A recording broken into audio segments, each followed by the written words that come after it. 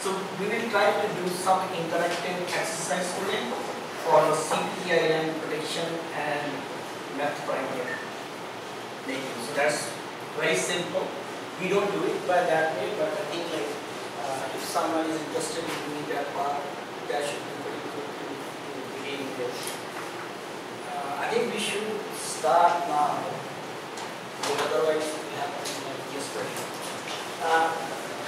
So this is where we were yesterday. I was trying to discuss about the different sequencing approaches that are normally used. For example, the first two, whole genome sequencing and exome sequencing, are mostly used for DNA sequencing. So you can have, just a quick recap, is whole genome is like if you sequence everything, irrespective of coding or non-coding.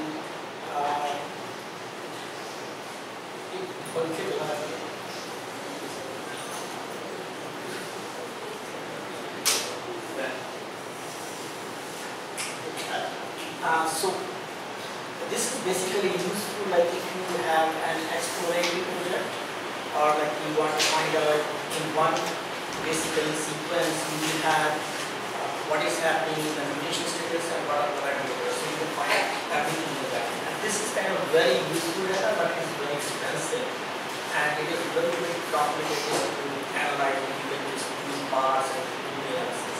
So exome sequencing is very common nowadays.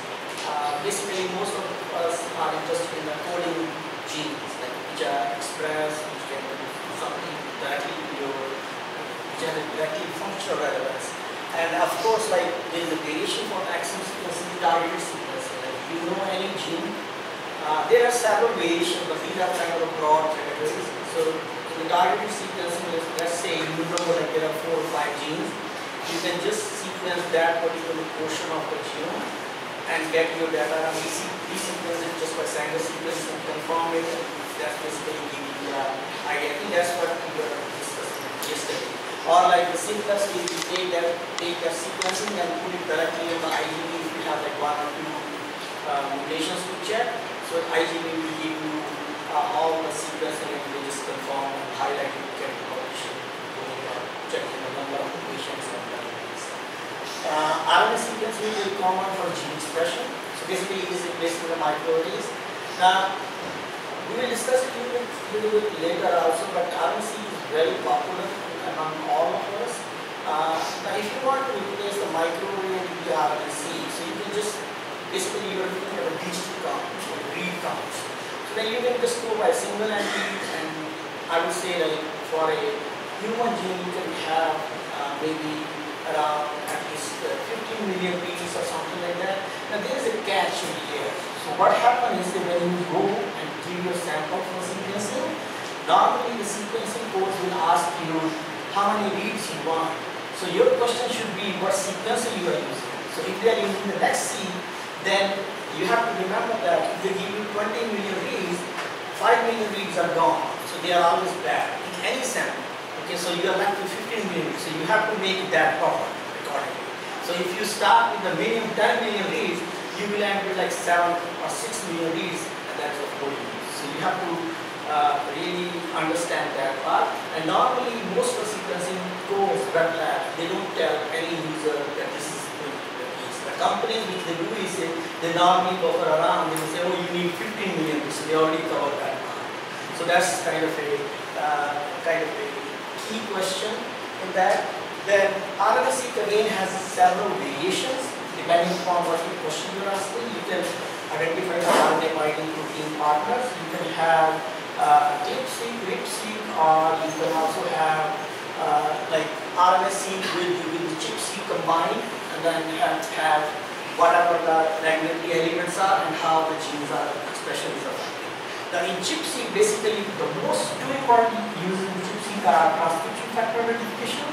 Like you can identify which transcription factors are being affected in a genome by a particular protein or particular factor. So basically chip down, just like you are doing chip or just regular chip and then sequencing. But the important caveat in this one is you have to understand that every antibody is not good for chip-seq. So if maybe chip you can have an antibody which is good for the chip, but that may not work for chip C. But having said that, it is unlikely that you will have chip C antibody for all your proteins. So what I'm saying is you have to basically kind of understand and readapt whatever your protein is. So what you want to do is say you might like to talk with someone before you spend money on getting chip sequencing done. Because what happens is if a protein is not, if the chip C grade antibody is not there, then it is really challenging that what kind of data you will get. You will get some data. You put in sequence, even like the PVS, if PVS is predominant, you will sequence it. Okay? So you will get the sequencing done, but whether that is useful or not, that is a question. So you might have to kind of understand a little bit what you need, what your doing is. Then histone modification is a little bit different part of the game, which kind of histone you are looking at, and then you might like to do, histone is a little boring and kind of a complicated area, but it plays a very key role in the regulation. So you might, whenever you experiment, you might like to kind of a little bit go through the basics of what antibodies is known, what procedures are known, so those kind of things like what is your plan for analysis.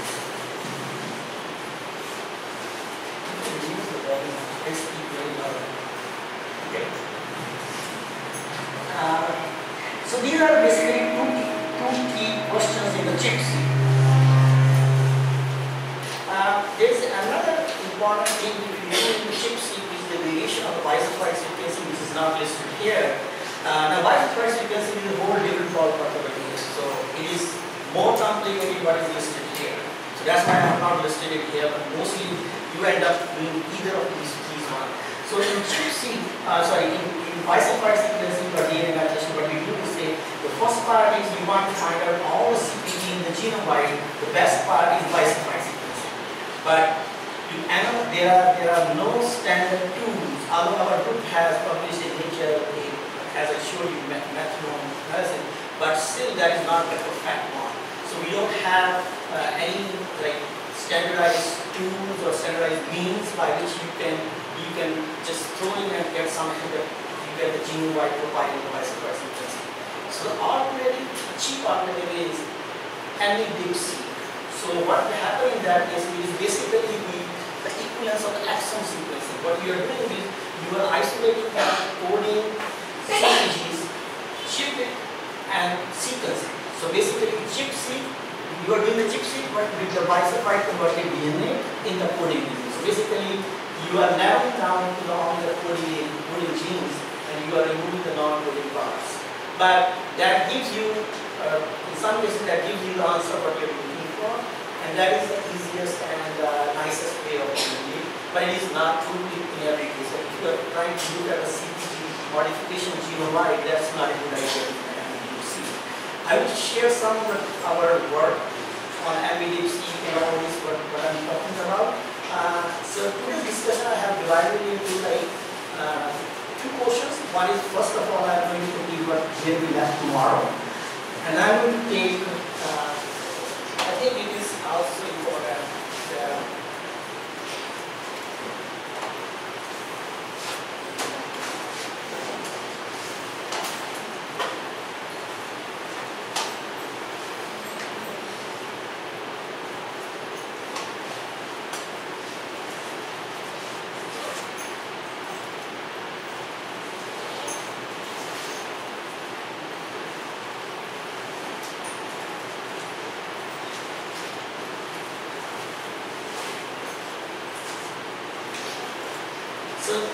So there we will keep on changing as I get the feedback. So everything might be changed, and in the end probably I will share with you what has happened. So for example, like we were not able to complete this thing yesterday, so I'm going to complete this, continue, and then I will start with the API recognition. So theoretical part we will try to cover in the first session, and then I will share some practical examples where we have used the clinical data.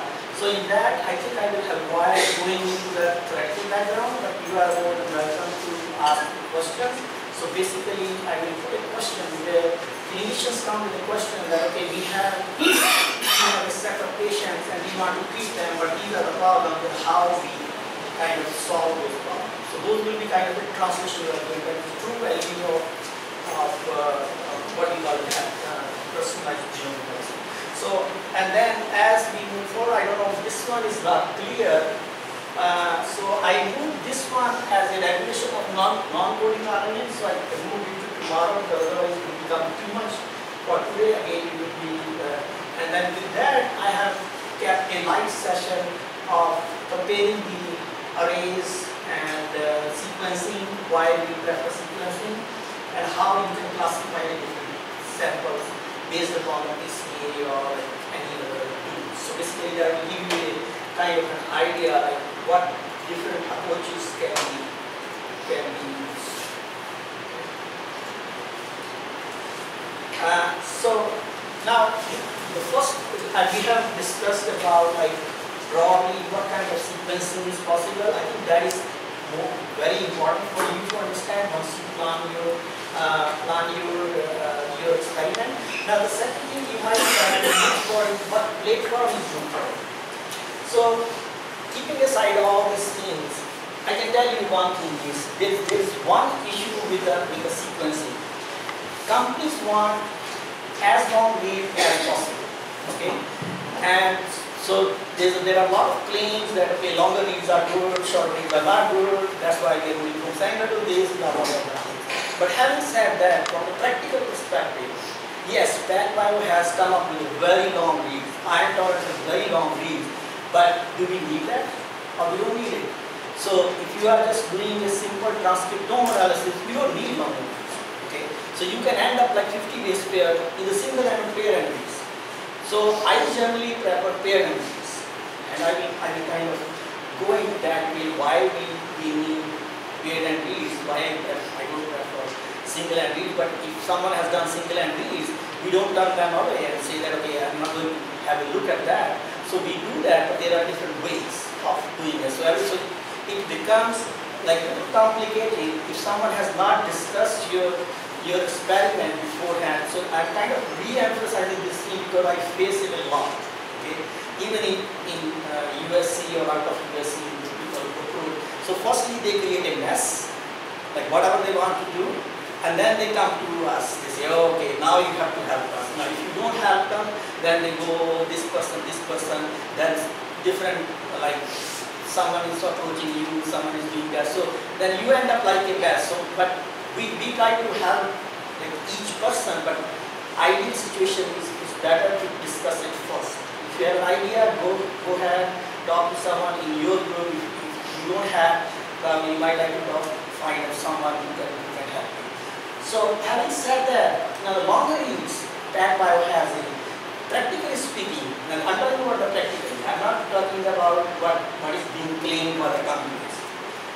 Longer reads, what happens is say after certain length, they become redundant.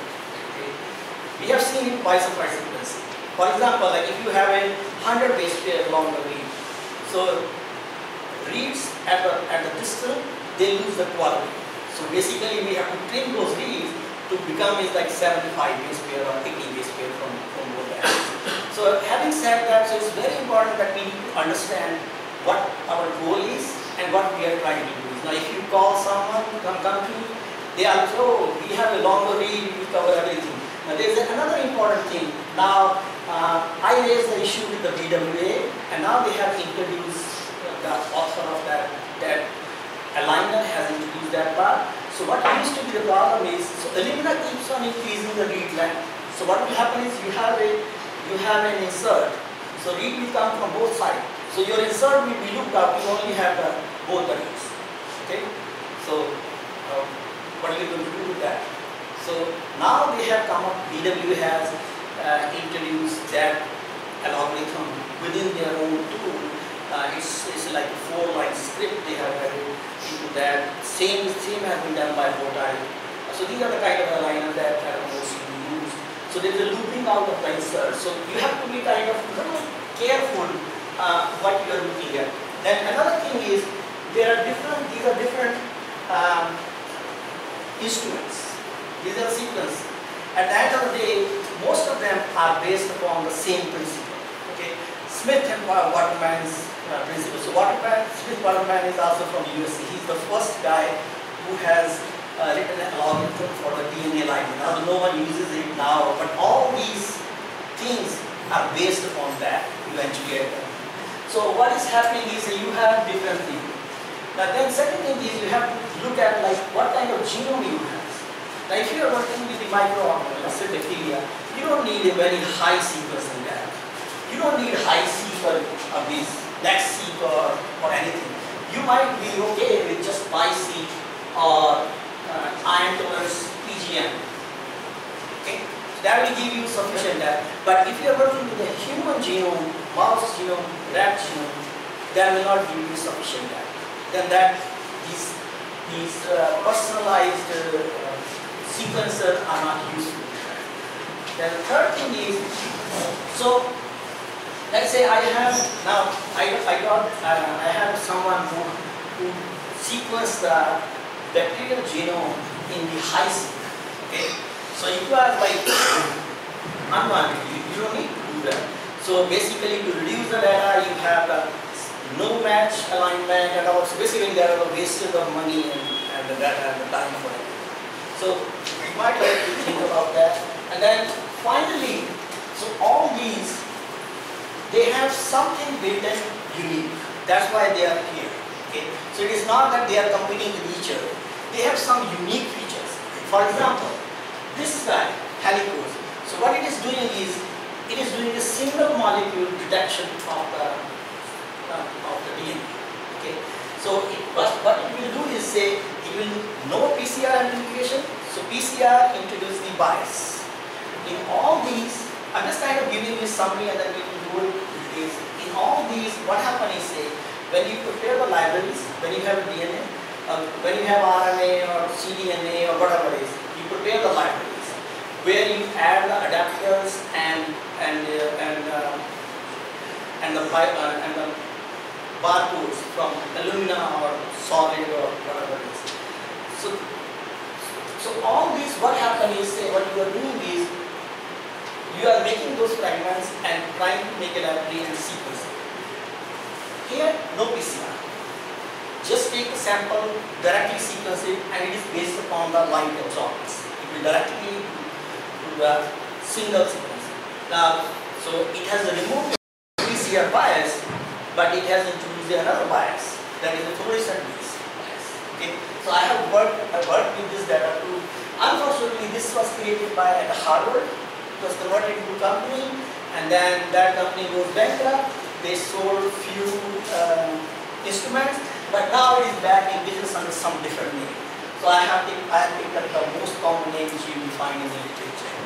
Now, ion tolerant, they work on proton, like ion-based sequencing. That has its own advantage and disadvantage. PacBio is mainly known for the longer reads, but longer reads you need is that if you don't have this standard genome. Okay, so what will happen in that case is if you are doing the de novo assembly, so then longer reads are kind of useful in that. So because it will give a very specific alignment. Okay, if you make the alignment more stringent, it will give you what you are looking at. So having said that, all these instruments have their pros and cons, but it will depend upon what exactly you want to achieve. There are a lot more instruments available in the market. Next 60,000 there are others that are coming in the market. So these are like the most of the commercial companies. They have to make the money, so they will keep on changing something. It's you who has to decide. So I'm trying to repeat it again and again. Like basically, that is not the end of the world if the sequencing code does not have, let's say, high seq, and you want to do human genome. Go somewhere else. You need not be stuck with that, but you know what you are trying to do. So a wet lab sequencing code should not be telling you you only have this choice. It's you who has to decide what you want, because it is the biologists who decide what they want to achieve. not a bioinformation or computation or anything. So we solve a problem. Biology society for the organization. Okay. So just a quick overview. So we have the short reads. Like even the Illumina's next series, like around 150 base pairs, so no more remains of the 50 base. The 50 base pair is gone nowadays, basically. So there are this is gone. This is no more there. I see 2000 is still there. 25 is just variation of 2000, and it has 3000 of the next that has come up. So all they are doing is Illumina is doing is they are changing. They are not changing much of the chemistry. They are changing the read length, okay, so that the specificity can be. That's their fundamental. And then they are increasing the throughput. Now next 3000, there's another important thing is. So when you decide your sequencer, so what happens is most of these sequencers has a capacity. Like there's the flow cell which you put in and sequence it. So it has a capacity like how many millions of the reads, how many times it can get sequence all the samples is irrespective of whether the A user, B user, C user. Now next 3000, you can do as many as index as you want. There are Illumina's index available. There are you can customize the index. So when I'm saying the index is barcode is like you have A, B, C, G. There are 4 letter code which is specified to A investigator sample. CTG is assigned to B person's code, and once it will sequence everything, the instrument will not know whether it is A, B, C. It will just pull down like 500 million reads, and then it's basically the bioinformatics which will demultiplex it and separate out in the different investigators sequencing. So you can see, the flow cell, you can do as many as indexes as possible, but you can get as low data as you want. So the best is you have to tell the sequencing code how much data you want. Now again, there is another challenge. There are two main, when you discuss with someone, there are two main areas, there are two main jargons, let's put it in this way, are used. One is the sequencing depth, second is the how much data you want. Okay? So the sequencing depth and the number of the reads are loosely interrelated terms. There's no hard and fast rule. So but at the end of the day, mostly the sequencing depth or all those is like how many times a sequencer has read one's base pair. Okay? That's basically bottom line. So it is represented as 10x, 20x, 40x, 100x. Okay? But if you are doing like whole genome sequencing, probably you need minimum of 20 to 30x. Now there is one sequencer which is not here, which is very good for whole genome sequencing, is Complete Genomics. Okay, that is a California-based company, but is now bought by China, BGI. Okay, BGI has bought that. It has a totally different biology, nothing here. So they can give you 50x coverage for the whole genome sequencing. Okay, that's very good. Good company, and there is no one who has that chemistry they are using it. So having said that, you should know the easiest conversation with the sequencing person is you tell the number of the reads. So the rule of the thumb is if you are sequencing the human genome and you want to do the whole genome, you need, like, let's say you are doing RNA. So you need minimum of 15 million good quality reads. So if you are doing 15 million good quality reads, you might like to keep a window of the bad reads, so that I will go with like 20 million reads. I will ask them, okay, this is 20 million reads, I want for each sample 20 million reads. That's it. Nothing else. Don't get confused. Okay, the wet lab will tell you thousands of options, you can be done tomorrow, our flow cell is full, you can demultiplex as much as you want, we can bring down the price, and all those things happen. A lot of people do mistakes. That's why it may look silly that I'm explaining these things, but these are the biggest mistakes that happen from the biologists. In every lab, everyone is crazy about the sequencing. They want to have a name in the sequencing. But you do the sequencing and the data comes in, done. So you have to do it again. You spend like $3,000, you have to do it again. There's no choice. Okay? And everyone has sequencing code will say, oh yeah, this is what you asked, this is what we are delivering, and we are done. Okay, so you might need to be very careful like when you discuss with them. So I think the easiest way is, and the easiest way of interacting with the sequencing code is that you tell them that this is what this many reads you want, instead of falling into the coverage, because there is a separate formula for the coverage or sequencing depth and all those things. So these are some of the key questions that probably you might like to ask. Then solid system, applied by system is a very old system. It is still in the market, and there are few users who are mostly inclined to this kind of sequencer. Now helicose, as I mentioned, is very good. So basically that is from where at least myself has gone from single molecule to single cell genomics. Okay, so basically now the craze is about single cell genomics. Like everyone wants to do the single cell genomics and find out what is going on at a single cell level, which is kind of challenging. For example, bisulfite sequencing is very difficult to do with a single cell genomics, but RNA-seq in certain cases is possible. So these are like, I would say, like up to 200 base pair. Nowadays, it's a current scenario. I'm not going into those specifics, but if you are interested, you can Google it and find out what is IC 2000, IC 4500. Longer reads are, the most popular one is PacPio, and Robert Roche is also. So PacPio is very well known for the longer reads chemistry. So they are focusing on that. Their market is in that. So if you are, as I mentioned, if you don't have a genome, or you have a genome that is not fully sequenced, you want to read the context, probably I will not recommend like anyone should waste time in that. There are several other people who better practice than that.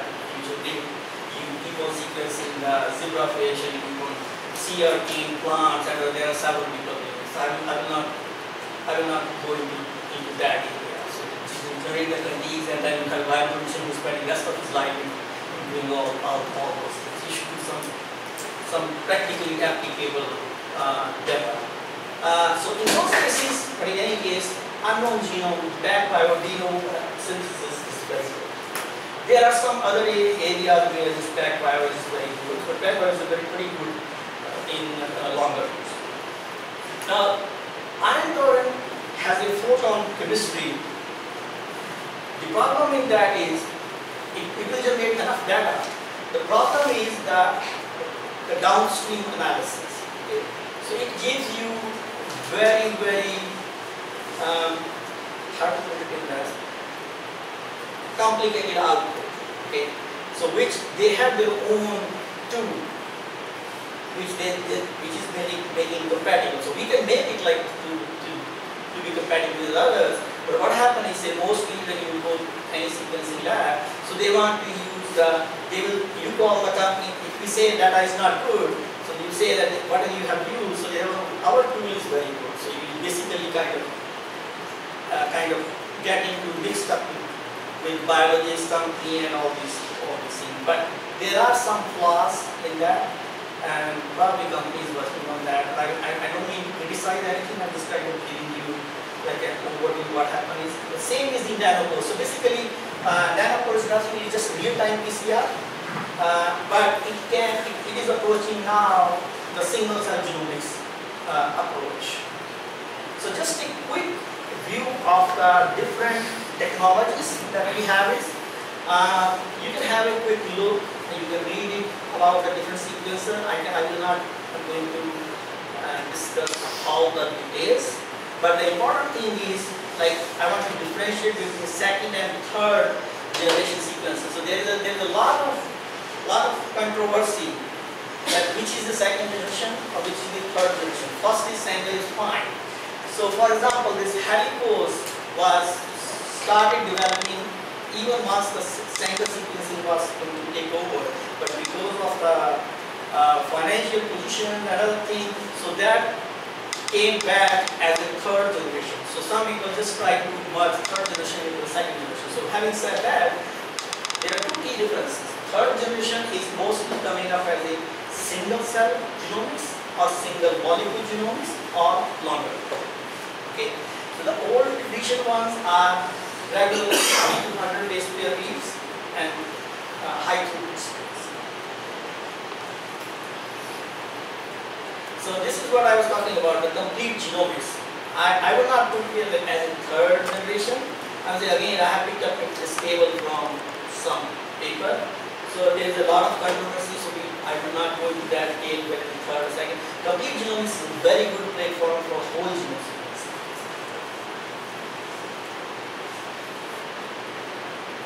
So now I will go back to my previous slide where I have explained to you as a biologist like what is whole genome sequencing, what is RNA sequencing and all these things. I will try to like touch base what you are looking at and what you can achieve. For example, RNA-seq, the most popular is what you're looking for is you can have a differential gene expression, you have an isoform, you can have a transcriptome abundance. Now there is RNA-seq can do all these things. You can have a differential gene expression, transcript expression, isoforms, or it can find out the new transcripts which are not there in the database, which are unknown. You can find out splicing, it can give you the organ splicing, it can give you gene fusion, it can also do RNA editing, or it can also do the what we call as a alternate promoter uses. It can also tell you that.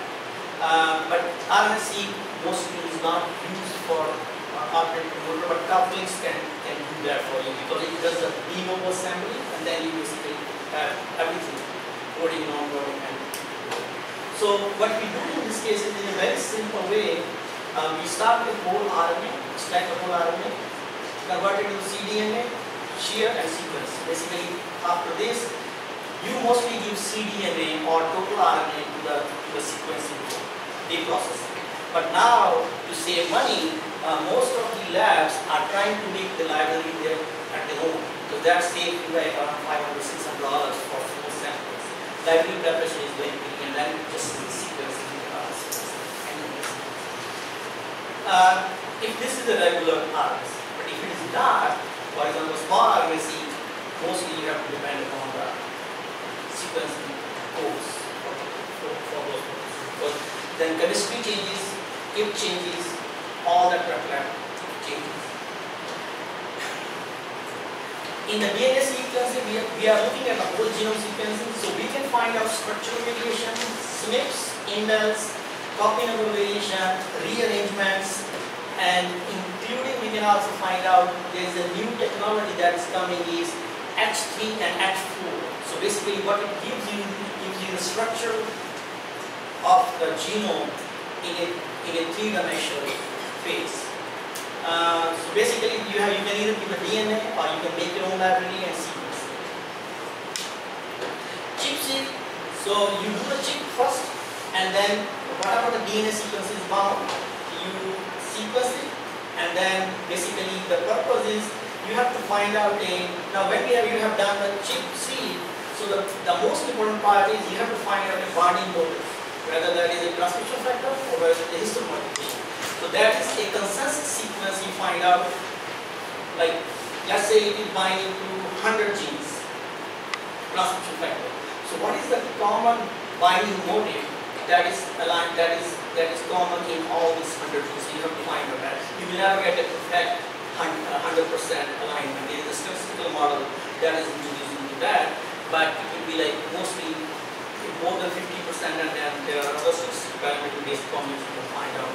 And then you can design your ANSA and other assays under that.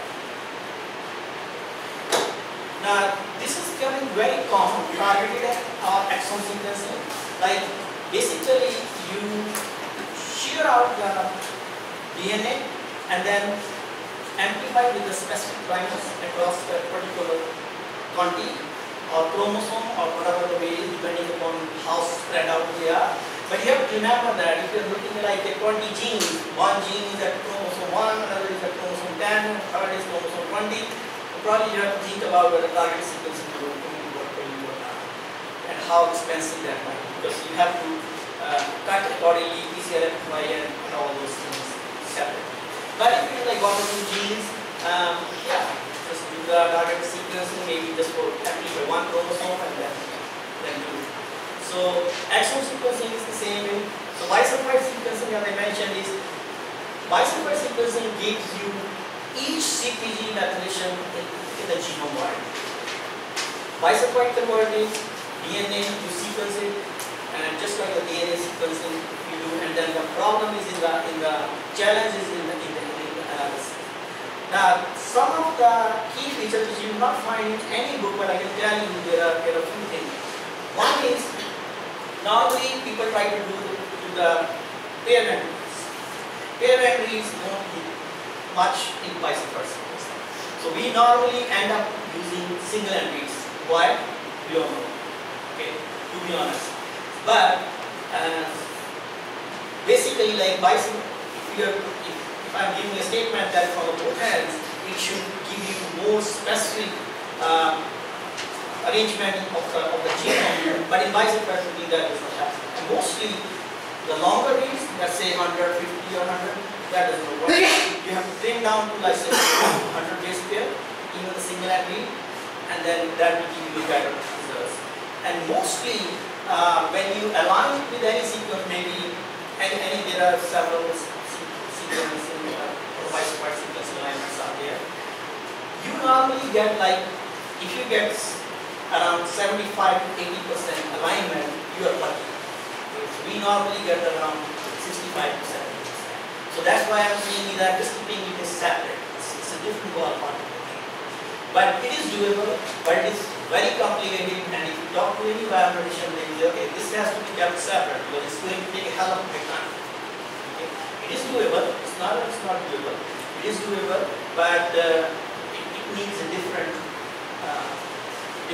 tools, different knowledge, like everyone may not be able to do that. Now, along with the bisulfite sequencing, there is one technology that has been developed in our like epigenome center where we now epigenome center is gone. So we have find out the nucleosome positioning. So in the nucleus, you can find out the nucleosome, like whether that nucleosome is close to your bisulfite conversion and it can affect the genes or not. Basically, that is the chromatin mapping of the gene. That has its own benefits. It is just a branch out from bisulfite sequencing. Then we can also do the small RNA sequencing as I explained. Now there are some alternative genomic studies. Now, once we have been talking about these are sequencers and microarray, of course we know all of us know. But it has its own advantages and disadvantages. Microarray can give you it's not a genome based, but it can give you pretty much what you need, like you just want to see like how many genes are expressed in one case versus the other case. It can give you a pretty good start point. But it is kind of phasing out now, mostly. Illumina has already stopped manufacturing human arrays.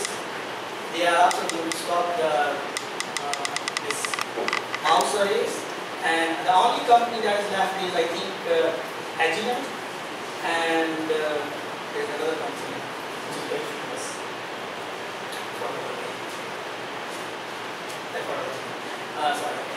So there are a few companies that are left. They are trying to survive. They have brought up like they can do some SNPs also. They can do transcriptome sequencing also. So all those things. But at the end of the day, I think sequencing is going to take over this technology.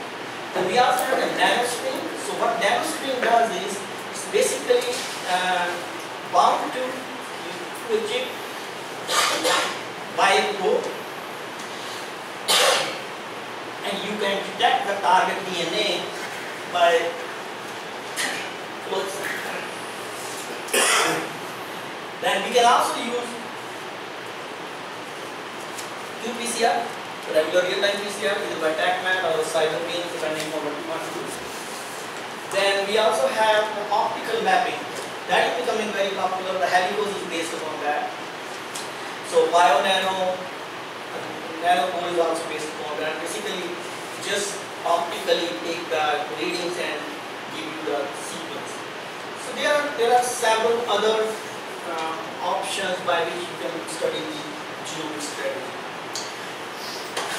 Now, what we have is, if we just go into the different examples of the NGS applications, so we can have RNA and DNA changes, DNA copy number variation, DNA rearrangements, we can have RNA expression profiles, or we can have methylation. So the problem in this slide is, we are talking about a lot of things. So one strategy can give you one answer, okay, which is going to be incomplete. Okay. So now I'm trying to give you an overview. I think I asked this question yesterday to someone, like, you have proteomics and transcriptomics. We need to have the functional output of what we are doing in the genome. You find out 10 mutations, and you don't know the significance of that, or like you don't know like what is happening to their expression level in different cases. You are nowhere, okay? And you don't know like how these mutations are being introduced.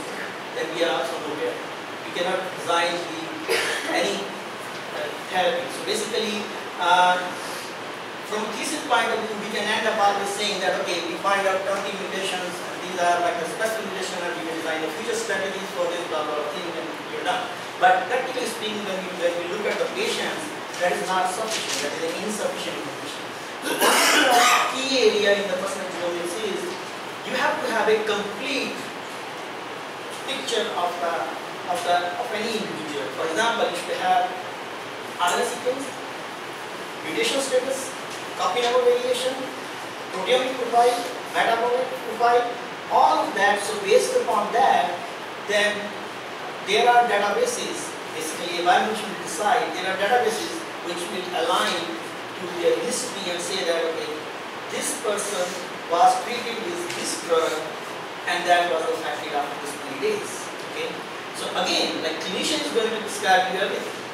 He has to make a final call. But it is the background that there. And there are databases which are coming up, for example, drug database from WashU is there, so which can kind of give you an idea, like if this is the genomic profile, then what will be the possible drug that is going to be. That is the ultimate dream of doing this personalized genomics. Now, we will discuss, I am not going to discuss it right now, but we will discuss a typical RNA-seq example in like in the next lectures, and we will also try to answer probably like what will be good RNA-seq should do or what will be good. Now, these are some of the discussion. I have already kind of summarized it, but basically the question is like, if you have, let's say you have the Illumina project, so what will we use? 12 high-seq 2500 can give you 100 to 160 single and sequencing.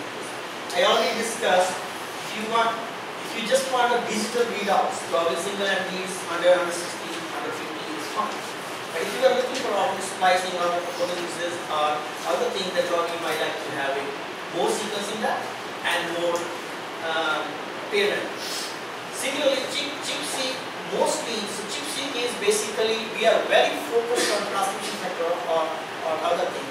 We don't need like really very long read. We don't need any parent read. The important thing is, what we need is input.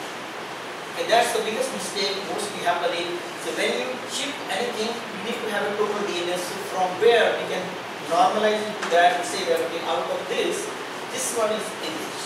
Okay, but mostly what people have is, they forget to take the input, or they don't want to waste the time because they make money on it. So in certain cases what we have is, we have just two, normal and tumor, treated versus untreated. That's still okay, but if we have the input, that's nice, but if not, we can just compare these two. But that's the main comparative analysis. RNA-seq, you can go single end, pair end, depending on what you're sequencing. Whole genome sequencing, mostly pair end is preferred because it's going to give you the SNPs and everything. So you can use the exome capture kit also. MySeq is, it will give you very low coverage. It will not be like this. It will be good for target sequencing as well as bacterial or viral sequencing. Then there is a metagenomic profile. For example, in the microbiome, it is the 16S RNA profile. So basically from that profile, we can find out which microorganisms are present in particular case. But I give you an example. What happens is, say, in cancer patients, we give a drug. So there is a colitis. The intestine is start bleeding, or there is a hemorrhage within the intestine. So now you don't know, like, unless you give the medicine unless you give the chemo to the patient, and then that disorder has started. Now if it has started, then it becomes a different ballpark again. The clinician will first try to address that part, then the cancer part. So it becomes very complicated. But with the microbial population, that's the project we are kind of working with the industry for commercialization. So we can create the idea is to create a set of 20 to 30 microbes which are specific for patients, which will be susceptible to induction of colitis in the cancer patients. But there are others, if the other microbes are predominant, then those are not going to be susceptible to colitis. So basically, disease. So you are giving a signature of microbial population. Anyone know why I'm worried about microorganism in colitis? Suddenly I'm working about microorganism in colitis. Anyone can give me an idea? You should know everything, right? Okay, let me take it this way. You must have seen, like most of the people who drink. Okay, so next day they have a kind of what you call the hangover. Right? So giving you a very classical example, which everyone has heard and everyone has seen. Now different people have different capacity, different level of alcohol tolerance. One of the contributing factors is their intestinal bacteria, okay? Because they produce the acidic and alkaline environment. So when you give the alcohol, basically you are killing those bacteria. As they goes away, that contribute to like other disorders. That's what happens. Intestine, the major players are like lactobacillus delacri and all those different lactose fermenting bacteria and maintain the balance. You must have seen that if someone has consumed too much of alcohol, you normally give lemon or orange juice. The reason is you are trying to optimize the pH for the bacteria. Okay? Now you understand? So there is a project for whole microbial genome sequencing. It's like, say on how you can Google it to find out. But at this time, it is all in the developing stage, and mostly what they have done is they have sequenced the normal microflora of different populations like Korean, Caucasian, Afro-Asians, and all those people. But now more and more interest is on like this kind of thing, like if you have micro population, you can find out whether that those patients should be given chemo, or what level of chemo should be given, and how long that should be. So I think I already discussed that part. The important part is you have to decide whether you pair and single and read lab, number of reads, how many you want, or the amount of data you want is. This is what the formula which I was talking about, the sequencing, coverage, and depth. So these are both the same things, but they are loosely interrelated. And there is a very good forum which I would encourage you to, like, if you are really interested in going into this area, there is a biostar forum, and there is a second one in sequence. Okay, so all these, most of these good research labs, their PIs are there, of course, under the pseudonym, not their real names. So they are all there. Now, if you put a good question, someone will answer. And you can get like most of the question and answers done in those forms. So there is the biostar forum that is become very popular, and then the sequence. So that is also a discussion forum. So you can put any question, but don't put your homework. Like someone teacher has given you, we will immediately realize okay, what is going on here. So they will immediately remove your question. So try to do your homework first. We would like to see like what basically you have done. You have done the Google search. Instead of doing the Google search, you are just coming and wasting the time of the other people. Because those are like, for example, the guy who has invented top hat, the guy who has invented VWA or bow tie. So they are all there. So it's not, I'm just giving a few examples. So everyone is there. So what we would like to see is like the person who is coming, he or she has a genuine problem, or he just like just get your things done and make teacher happy and do the things. So this is the formula. You can also browse it to the Illumina's web page and find out the coverage and read that. They are very loose read that, but at the end of the day, it's mostly the same thing. There's a lot of controversy going on. I will not discuss that controversy, but I think like easiest is if you just say that how many reads you want. Now I will take a critical question, which is the sequencing word. So at this time, I give you a little bit of flavor. Like you can have a longer read, you can have shorter read, single end, paired end. So at the end of the day, what you are looking at is the quality gap, right? Once you have removed the adapter, once you have removed the PCR artifact, then you need the quality reads. So there is a quality score, which I will explain in the next slide. This is the Fred score we use. So in most of the cases, the poorest is towards the ends. This is what exactly I was trying to explain. You can have a longer read. Practically speaking, the longer reads are at the end, their quality score goes down, and whether you do the quality trimming or whether you do the base pair trimming, you are going to trim them off. So you might like to make sure that you really need a longer read or you are ending up with a short reads. So basically, when we analyze the data, we trim the reads by quality or by base pairs or by other means. So in general, sequencing has an error rate around 1% or higher. So you have to be careful. That's why I'm saying is, as we are doing high throughput, the error rates keeps on increasing. So that basically puts more burden on the bioinformatics, not on the sequencers or the companies who are selling sequencers. That put a burden on the bioinformatics. Their work becomes more complicated, more that it is like how to get the meaning. And that's why these people are in a little bit of high demand everywhere. So this is the Fred quality score, no rocket science, you can find it online. So basically what it is saying is the error or probability of the base, like it is not the exact base that sequence has put out.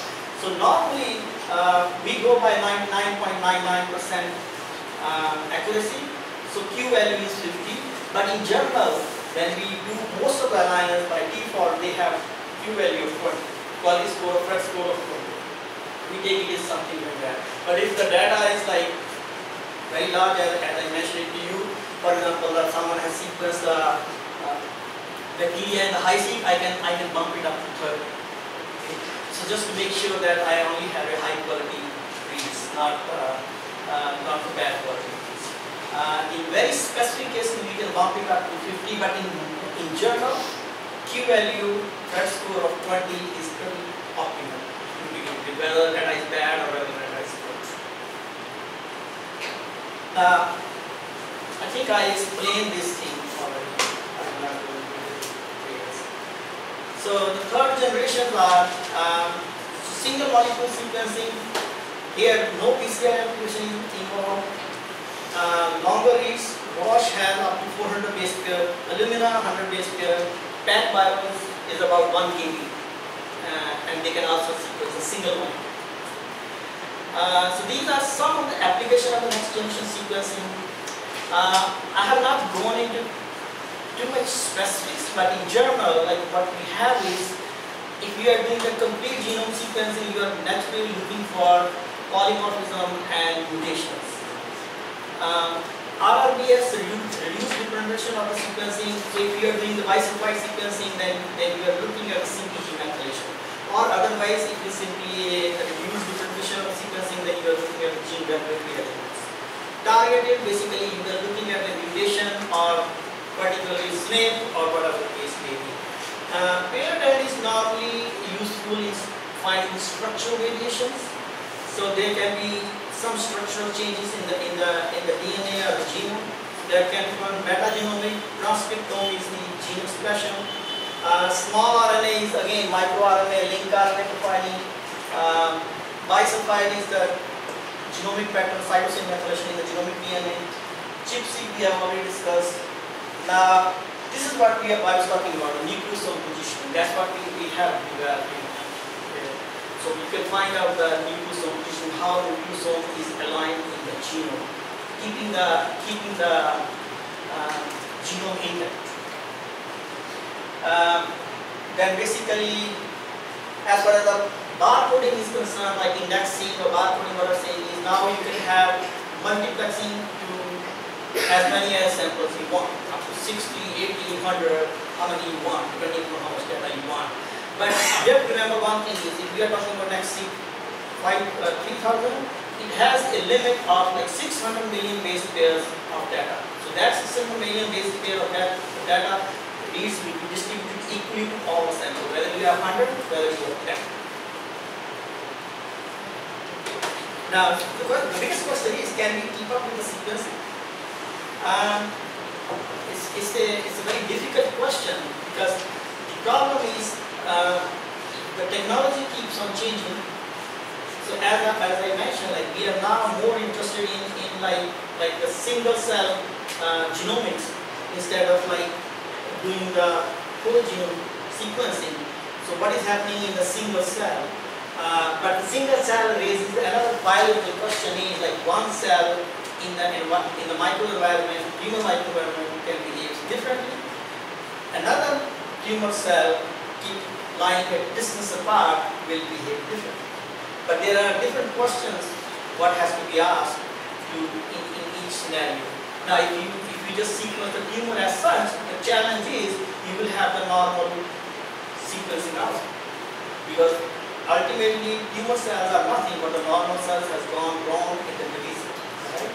So we will have that kind of interference. So it's basically ends up in, you might think like I'm not giving a clear answer, but that is the key. Like you bring a question and I will try to give you an answer. Okay?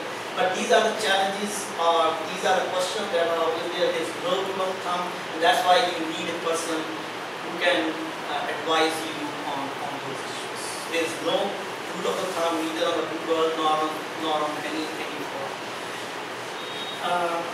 So then there are several companies. Companies always pop up because there have been small startups that are swallowed by big pharma companies. If the company is good, some technology is good. So the software keep on changing. For example, now the good thing is, if you go back in the history of sequencing, at present I would say like there are 3 or 4 aligners that are basically the building blocks of the rest of everything. For example, if you are doing the DNA sequencing, you have BWA and BODI. It was BODI 1, but the longer reads is BODI 2. That is the standard. Now, with my due apologies, there are certain groups who has to say that oh, we modified the BODI 2, it can run 2 minutes faster, it can take out 1 million reads more, it can do less computation. Those are fine. They will publish the paper, their students will get done, but at the end of the day, you only have BWA, BODI 1, BODI 2, those are the key alignments. And then complete genomics has its own alignment, okay, because their chemistry is different. Then in the top hat is for RNA-seq. So top hat is now HiSat. Okay, they have just changed the name because of the changing chemistry and not chemistry, reads and other complications just worldwide. So initially smaller reads, shorter reads, it was top at 1. Now it became top at 2. Now it is HiSat. Again, you will find a lot of publications saying that oh, we use the top at 2 and then we use 3 nodes, it's computationally more efficient, it can do much faster, we compared it 2 minutes more, 2 minutes less, and all those things, papers get published. But ultimately, that is the alignment. So there are few other alignments that have come, and it depends. Like star is also there. It depends on like what you do in C. So now again, like this is a challenge from a bioinformatics point of view. Actually, I organized a bioinformatics workshop at Boston 3 months back. So there the problem was, question was like, which aligner we should use? See, if I'm using top hat 2, I'm going to top hat 2. He is using star, he wants to use star. And how to correlate those results, right? So there should be some uniformity. So there are certain simulation packages. I will not waste too much of time on that. Top hat, star, and all these 5%, 10% here and there, these things will happen. Okay. But you can simulate.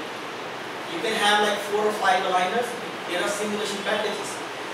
You can simulate your data and try to find out which sequencer is giving you the best output. Okay. But then you have to stick with that aligner in your subsequent experiment. Now, if your subsequent experiment is bad, you don't want to spend all of your life simulating like this thing and then going back to once it comes top hat, now it comes star, it comes this thing. So you have to pick up your consistency. So that is the bottom line. Like, I don't want to confuse you, but I just want to tell you that this is how practically things get done. So if you are sticking with top hat, you want to compare all your data for like 5 years, your student has to do PhD or everything, then you just stick with that and use those parameters. So what is the difference between, you must have heard one thing is CLIA labs. Okay? So CLIA is a clinical sample processing lab. So every lab is not allowed to process a clinical sample. I don't know about India, but in US, it's not that every Tom, Dick and Harry will process. You take a patient sample and you put a sequence sample sitting in the garage. That doesn't happen. It is by a CLIA lab. So what CLIA lab has to do is say, if you have used a version top hat version 3.1, then all the subsequent patients, there is a study going on, all the subsequent 1,000 patients should be following the same exact parameter in order to find out what is the variation. Okay? So this is the difference between, like in some cases, US has pretty strict regulations and sometimes we also feel bad, but if you look at from a different perspective, that's very good. That gives you a very complete answer. It is a time consuming, it is difficult, but it gives you a complete answer. That okay, you are using the same, you are not changing any software. Top hat versions keeps on changing every 2 months because they have to keep it updated as the sequencing technology is changing. So we don't care about sequencing. Patient doesn't care about technology. What they care about is their treatment or their output. So in order to reach that is, CLIA has very specific regulations. They will run the same tool, same pipeline, same workflow, same version for that particular study. If there is a different study, they can change it, they can decide it, which study has to be done. So in that way, the results which you get are very concrete. So you can clearly, like, even if keeping aside the other variations, clinical variation, age, sex, or a lot of things, but what you have is very concrete results which you can rely on. And I think that is the basically the reason. That's why the way that ECGA and dbGaP and other data sets are holds pretty tight in the public services.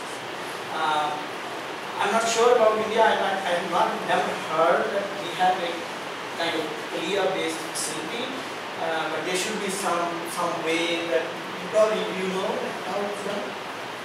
How patient samples are sequenced. Directly they can take the permission. We need to, there is some ethical committee. We need to take permission. IRB. Yeah, then only we can do that. Anyone can do it. Any company can do that, right? No, they need to take any permission. Yes, so IRB approval and then any company can take IRB approval. So CLIA has strict rules. They have to have a instrument separate from all the environment. You cannot process like any other samples or any other like cell line based samples. So they don't want any contamination. What I'm trying to say. But yeah, they also have IRB approval. I think maybe all those approvals are possible. So I think I will also discuss this part, whether the reference genome is available or not, or whether your sequencing is human or microbial, if you have a limited amount that you can end up using the helicose later on. This is the same thing. I just pass it on. Now, so this is kind of an important thing which I would like to take like 2 minutes. So sequencing cost is going down day by day. Okay, we are at a $1,000 human genome can be sequenced in a few hours. The problem is this: the analysis. Like there are several groups who have sequenced terabytes of data and that is sitting at server, but they don't know what they want to do because they even cannot open the files. So what happened is, so that's where most of the emphasis is happening. Now here, what happened is, say, it needs a combination of different expertise. So, like, you can be a programmer, you can be a biologist, or you can be a statistician, or you can be just a pure bioinformatics. So, unless you have 6 people together talking on the same wavelength, which is very difficult, okay, because of several reasons, or you have 1 or 2 persons who have to expertise in all this. Okay. So that's kind of very challenging. So I'm not making up this at my own, but there was a Nature article in 2015, so which clearly states, I have highlighted the name of Shirley Liu. If you know, if someone has read it about Shirley Liu, she's very famous. She has created a lot of packages in the chipseed. Max, if someone has used the Max aligner for the chipseed data, that was created by her. So she's very famous throughout the world. So her statement was, like, basically what is happening is, we don't have the people who can customize this analysis. And we can have a sequencing, but who can answer the values questions. So those people are not. So basically what she's saying is, people realize the importance, but currently there are no real solutions. So basically it comes to, like, you have to trap those people. You have to bound those people, because the demand is too much, they will keep on moving. Okay? The jobs are there. You go to anywhere, you will find a good job. And whether it is money, or whether it's just status, or whether it's just facilities. So there should be some ways to be devised that they should be curtailed in the environment, because you have to give them a due importance. So at this time in United States, 6 months, it takes 6 months to fill a position for this kind of thing. And for 9 months, a biologist has to wait when this data will be. So that's the kind of situation where we are at this stage. So this was published in 2015. There are a lot of other good investigators, high-end labs that is contributing to that.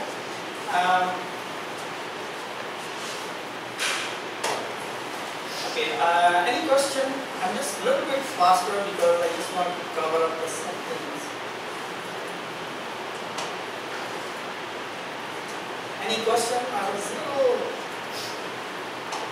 faster.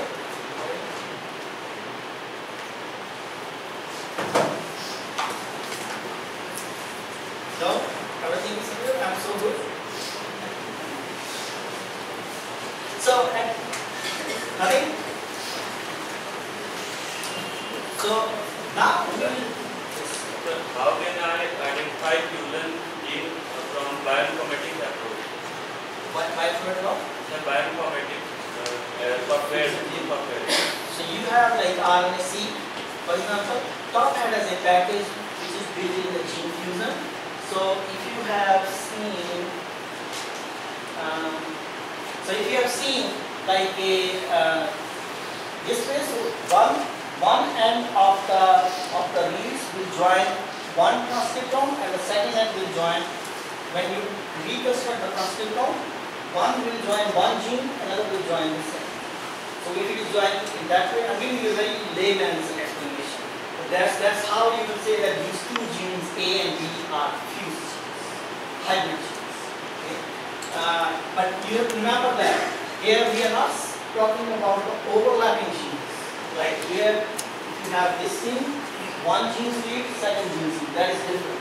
So this will be a clear-cut differentiation. Like there are, let's say, 10,000 reads in one gene, the other reads are 8,000 reads are in the second gene. And when you read the transcriptome, they will be. Have you seen Silkos plot? So Silkos plot is very nice to show that in a round way you show the genome and you can do this. But .NET has a fusion package building that you can give you that fusion. Sir, I have one question. Sir, DNA copy number variation. So if there is any gene, particular gene, we are saying that it is upregulated. Since there is a bundle of mRNA.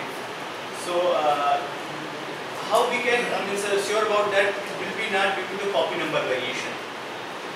You can do the copy number variation, snake and everything. That's the like the kind of thing. Like if you just want to do like one expression analysis, probably you will not be able to answer that. You have to simultaneously do that copy number variation. But copy number variation has its own importance. Regular gene expression has its own importance. It depends upon like what you are trying to answer the question. So if you are just looking at the gene expression, probably you may not be too much concerned about how this regulation is affecting. So you are looking at up and down genes. But if you go to the regulation, then probably you might have to do gypsy, copy number variation, and all that stuff. And that's why like mostly I have selected RNA-C, which is kind of like I can do it while I'm sleeping, but because everyone is interested in the RNA-C. But now the focus is mostly on the regulatory elements. So again, I keep on saying that, keep on having that transcription factor enhancer, like how that gene is regulated. So because that once that regulation is changed, so that's why we are.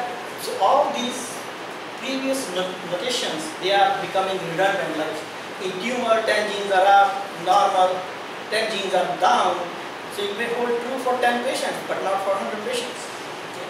Because in those cases, that gene is regulated in some different way.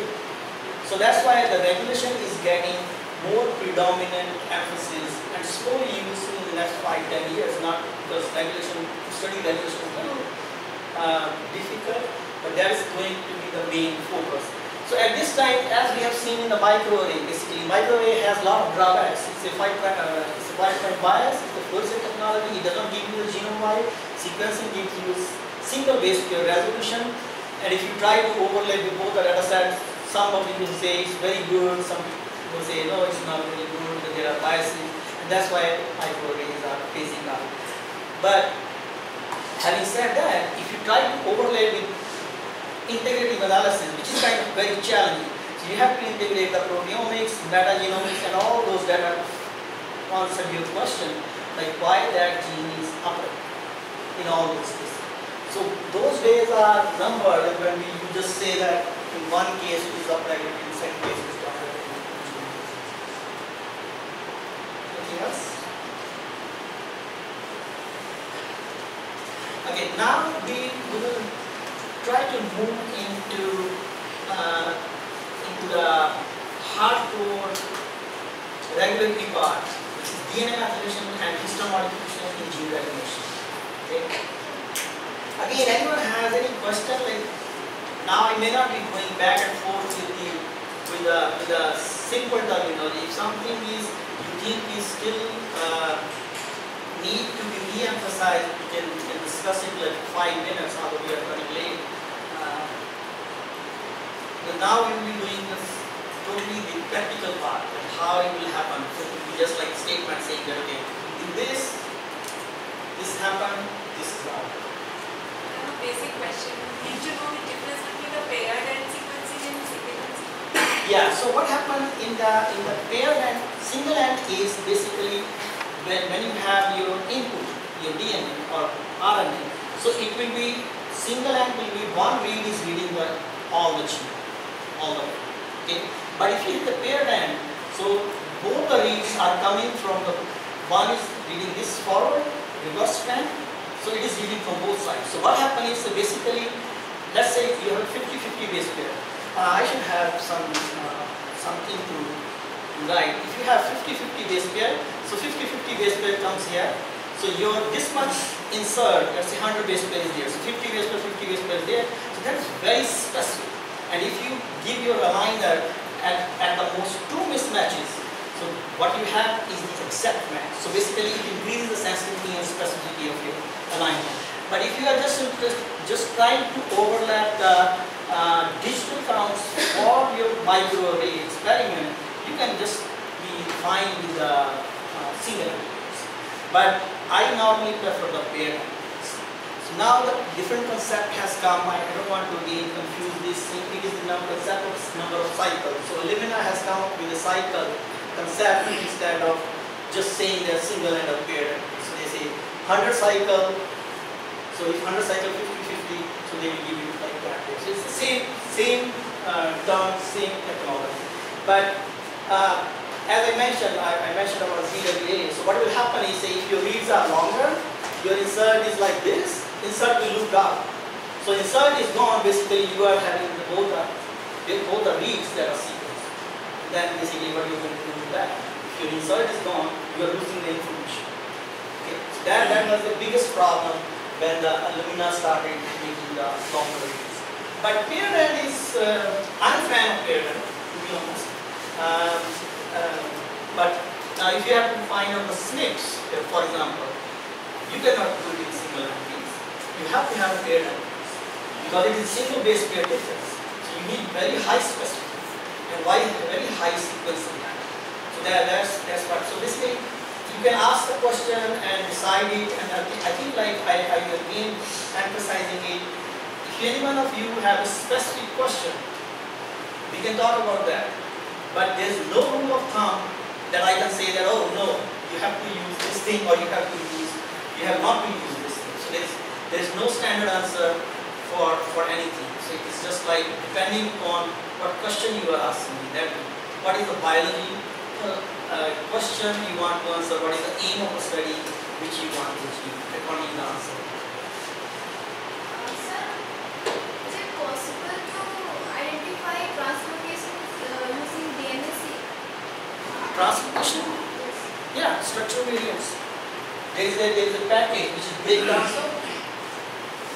You can use the breakdancer. Using DNA-seq. What's that? Using DNA-seq. Why not use the DNS from it? Using DNA-seq engines, can we identify translocations? Yeah, you can do. There are different. When you are looking at a structural variations, it becomes different from just the regular your DNA sequence alignment and other stuff. So you can use the structural variation. Because in DNA-seq, they can choke the DNA in smaller fragment like 50 base pair or 100 base pair, and then align the sequence with the reference genome. Then how can they know that this is translocated bonds? No, this is what I was saying is, that's why I asked the question like why you are after all in the DNA-seq. So if you are looking at a structural variation, the chemistry changes. For example, you can use even the three-dimensional picture of the chromatin by using the H3 or H4. But structural variations, you can have a bigger predicts. There is no rule of thumb like you can have it on 2 base pair on the sequence. You can just do the targeted, or like if you are trying to look at a specific location, if you are trying to look at a genome-wide, then that is a different approach. If you are trying to find a genome-wide translocation, then that is a different approach. So not just the DNA-seq, but there are certain variations that will have to be calculated. If you are looking at a structural variation, or translocation 1 is translocation 1. That's how you do it. That like standard packages, standard things which I have discussed is probably you might have to do some variations. So what basically I'm trying to give you here is, which is very common and most of you or mostly they are predominantly being used, but if you are using structural variation, we can talk like I can tell you like if you have a specific problem, I can tell you what you want to use or how you want to sequence it. Sometimes when patient came to us, we don't know the patient have translocation or mutation, or then in that cases, how can we decide and whether we should choose which kind of package? No, if you have Sometimes a patient of CML came to us and we don't know what package we should choose. So you already know where the translocation is expected, right? No, sir. In case of CML, based kind of translocation, sometimes mutations are there. We don't know what we are going to have. So there are two scenarios. One is you already know where the translocation is. No, sir. So if you don't know, then you have to genome-wide. Then it becomes. That's why I'm asking that in then you probably don't want to do that directly on the patient sample. You might like to use the public databases first and try to come up with a reasonable approach so as to narrow it down where you are trying to find out those structural variants. So you may not like to then you validate that observation in the patient sample. That's what I will do. But I don't know what the approach is, but you can do the whole genome sequencing and then try to find out the structural variant. As I mentioned, Breakdancer is a very nice package from Washington. You can Google the Breakdancer. It is also on the Broad web page. You have to register to download it. It's written back in, I think in the, if I'm not mistaken, is in C+ or Java. I'm not sure. It certainly is not in Java. I don't remember what is the background of that.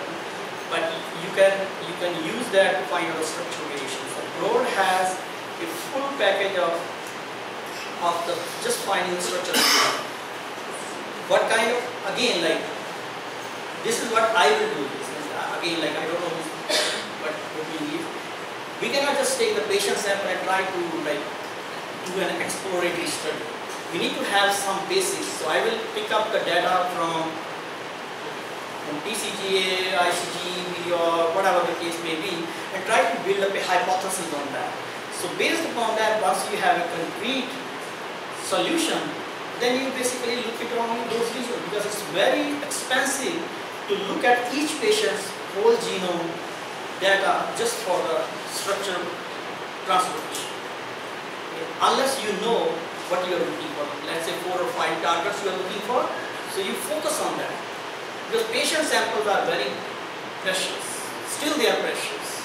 And probably no one would like to have, for the such other clinicians, get the samples, but there are very strict regulations that you may not like to use it for exploratory purposes. Let me just summarize it this way. So, and especially you are looking at the translocation, and that is going to be a genetic defect. That's what you are trying to look at. So you might like to look at the publicly database, make a hypothesis, and then validate from that. I think that's a similar thing we discussed yesterday. So otherwise, like I am saying, it will be very expensive to sequence one patient. You're not going to spend $10,000, and the bioinformatician will eat you up. You need a dedicated bioinformatician who's going to look at the structural variants. There's no easy answer. Like you put it, for example, I was talking to the madam. She was very good. I said, oh yeah, if you cannot do that, just give it to me. But if you're trying to give me that, I'm not going to do it. I need money for my time. So it's very expensive. Theoretically, it looks fine that you can just look at the human genome, but ethically, regulatory point of view, and financial point of view, that is not something is possible. Again, you have to ask a good question, how we can answer to the patient. I would start with there are a lot of structural variations data in the TCGA, as well as there are other databases. 1000 Genome has it. 1000 Genome has sequenced the normal human beings also. Go for that, make it hypothesis, and then validate it with patients. That's how I do this. So it's like, unless patients we go at the very end, you have to understand that. We cannot just take the patient sample and try to build up a hypothesis. We don't do that. You cannot do that. You have to go at the end, because the patient's life is at stake. Someone's life is at stake, whether it is a simple translocation. Okay? So I know a person who has a translocation in some specific area. I'm not going to go into details. He died. He was 80 years. Okay, but he died. So he was very rich. He donated a lot of money to USC simply to figure out that. But having said that, so we have to first go to the database and figure out what is going on, and then try to correlate in that area that okay, this translocation is happening. So that person knew that there is a translocation, and that is a genetic effect, and that cannot be fixed. So I think you might a little bit change your strategy, you will get a better answer. Okay. Anything else? So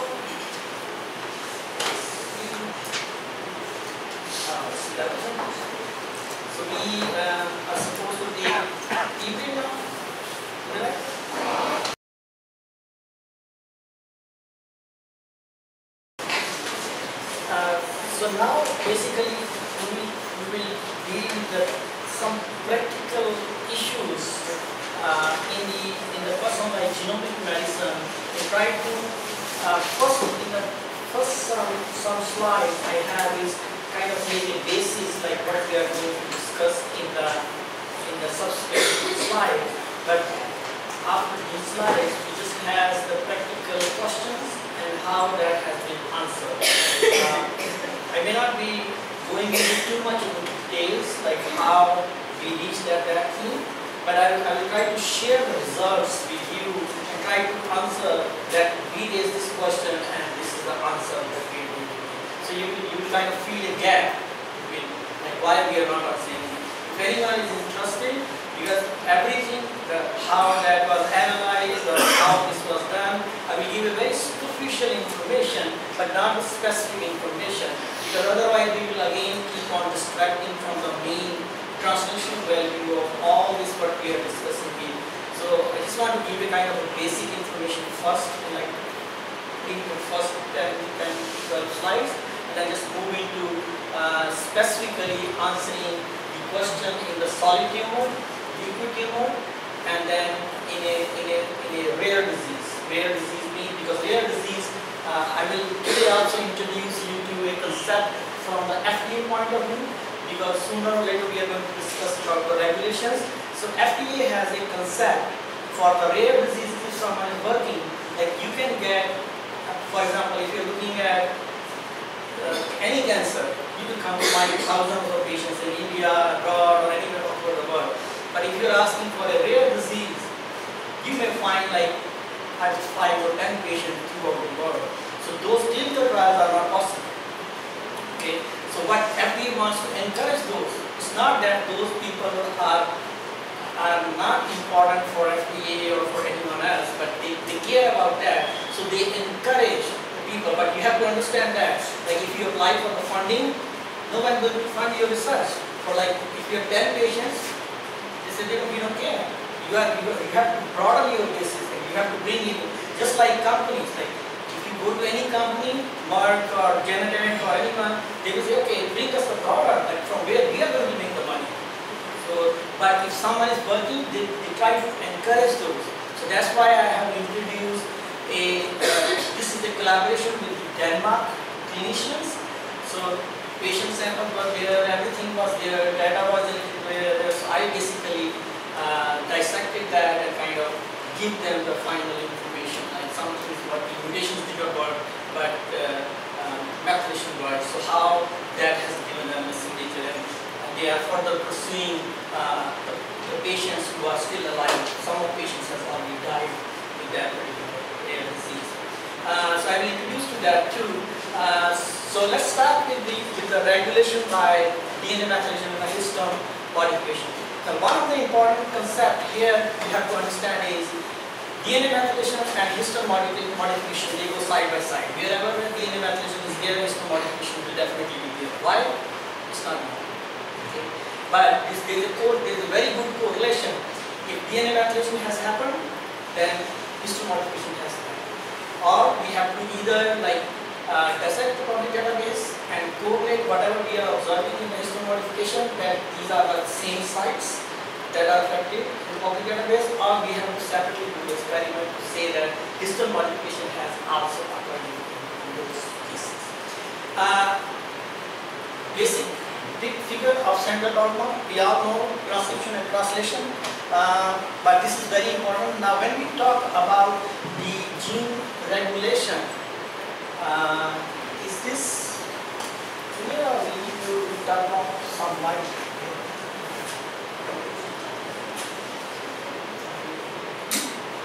I think I need to change from the next time this background. Anyway, so you have to bear with me.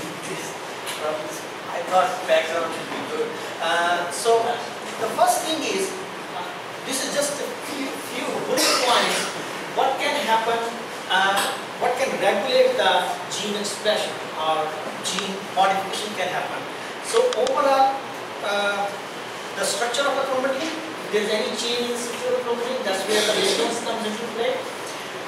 Or transcription initiation, or post-transcription processing, or post-translation processing. We all know transcription and translation how that happens. So what is so this discussion? I'm trying to distribute it into different segments. First is basically what is epigenetic and DNA methylation, and try to correlate with the cancer specifically. And I will choose two examples of solid and liquid cancer, blood cancer, and then epigenetic regulation. So how this regulation occurs at a transcription level. And then I will take an example in the solid tumor where the methylation can be used as a biomarker for the patients, whether the patient has to be given chemo plus medicine after the chemo, or they are not going to be useful, just the chemo is useful to them, or they are not going to be susceptible for the combination. Then histone modification will be an example of post-translational modification. So here we have developed a new algorithm for histone modification and new technology, genome-wide, and we are showing that in the cancer, if you click the H3 tail, then it can genome-wide affect the specific genes which can be correlated at either the coding region or at the promoter region or coding at the promoter region in terms of positive clusterogenesis model, because you recollect like metastasis happen is when tumor cells fragment out from the tumor and start spreading into different organs. They can go to lung, liver, kidney, and the bone metastasis is very serious. The patient is in a lot of pain, and basically once it goes in the bone marrow, it's very difficult to get it fixed. Then finally, we will discuss a little bit about the DNA methylation. You will have a separate on-hand exercise to determine how we can determine that I have a data set, and you can just, I think I will basically demo it. I don't think you have the laptops with you, so I can kind of demo it over here. So the first thing is, what do you mean by epigenetics? So the key part in epigenetic is it changes the gene expression without making any change in the DNA sequence. So basically what we have is a phenotypic change without any genotypic change. Now epigenetic change can be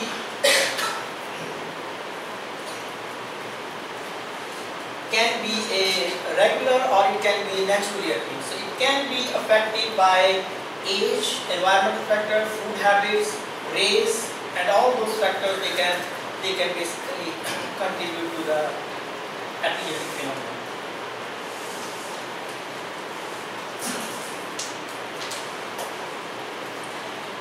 So we will discuss the regulation in terms of methylation and histone modification. So first of all, just what is this DNA methylation? What do you mean by this DNA methylation? So very simple. So you know about this. This is one of the part of the DNA structure. So this is cytosine. If 5C is methylated, a methyl group is attached to that. Now this can be done by DNA methylation transferases. There are 3 types of transferases. I will discuss it later. Now these methylation transferases are naturally present in our genome, in our body, and they are very useful in the developmental stages. So once we have to develop from embryo to like adult age, so they will induce different changes which makes the body and cells behave differently. So they are naturally present.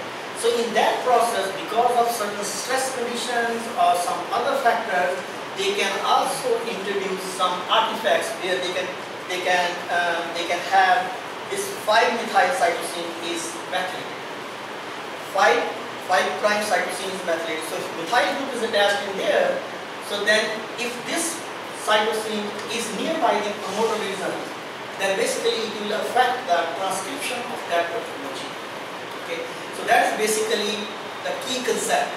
Now, if cytosine is methylated, then it can introduce artifacts and may not allow expression of a particular gene if it is nearby the promoter region or transcription. Now, concept of cytosine methylation. So normally the cytosine is followed by CG. If it has to be methylated, that's why we call it as a CPG methylation. You must have heard. So it cannot be like C is methylated and then it comes T. It has to be always CPG methylation.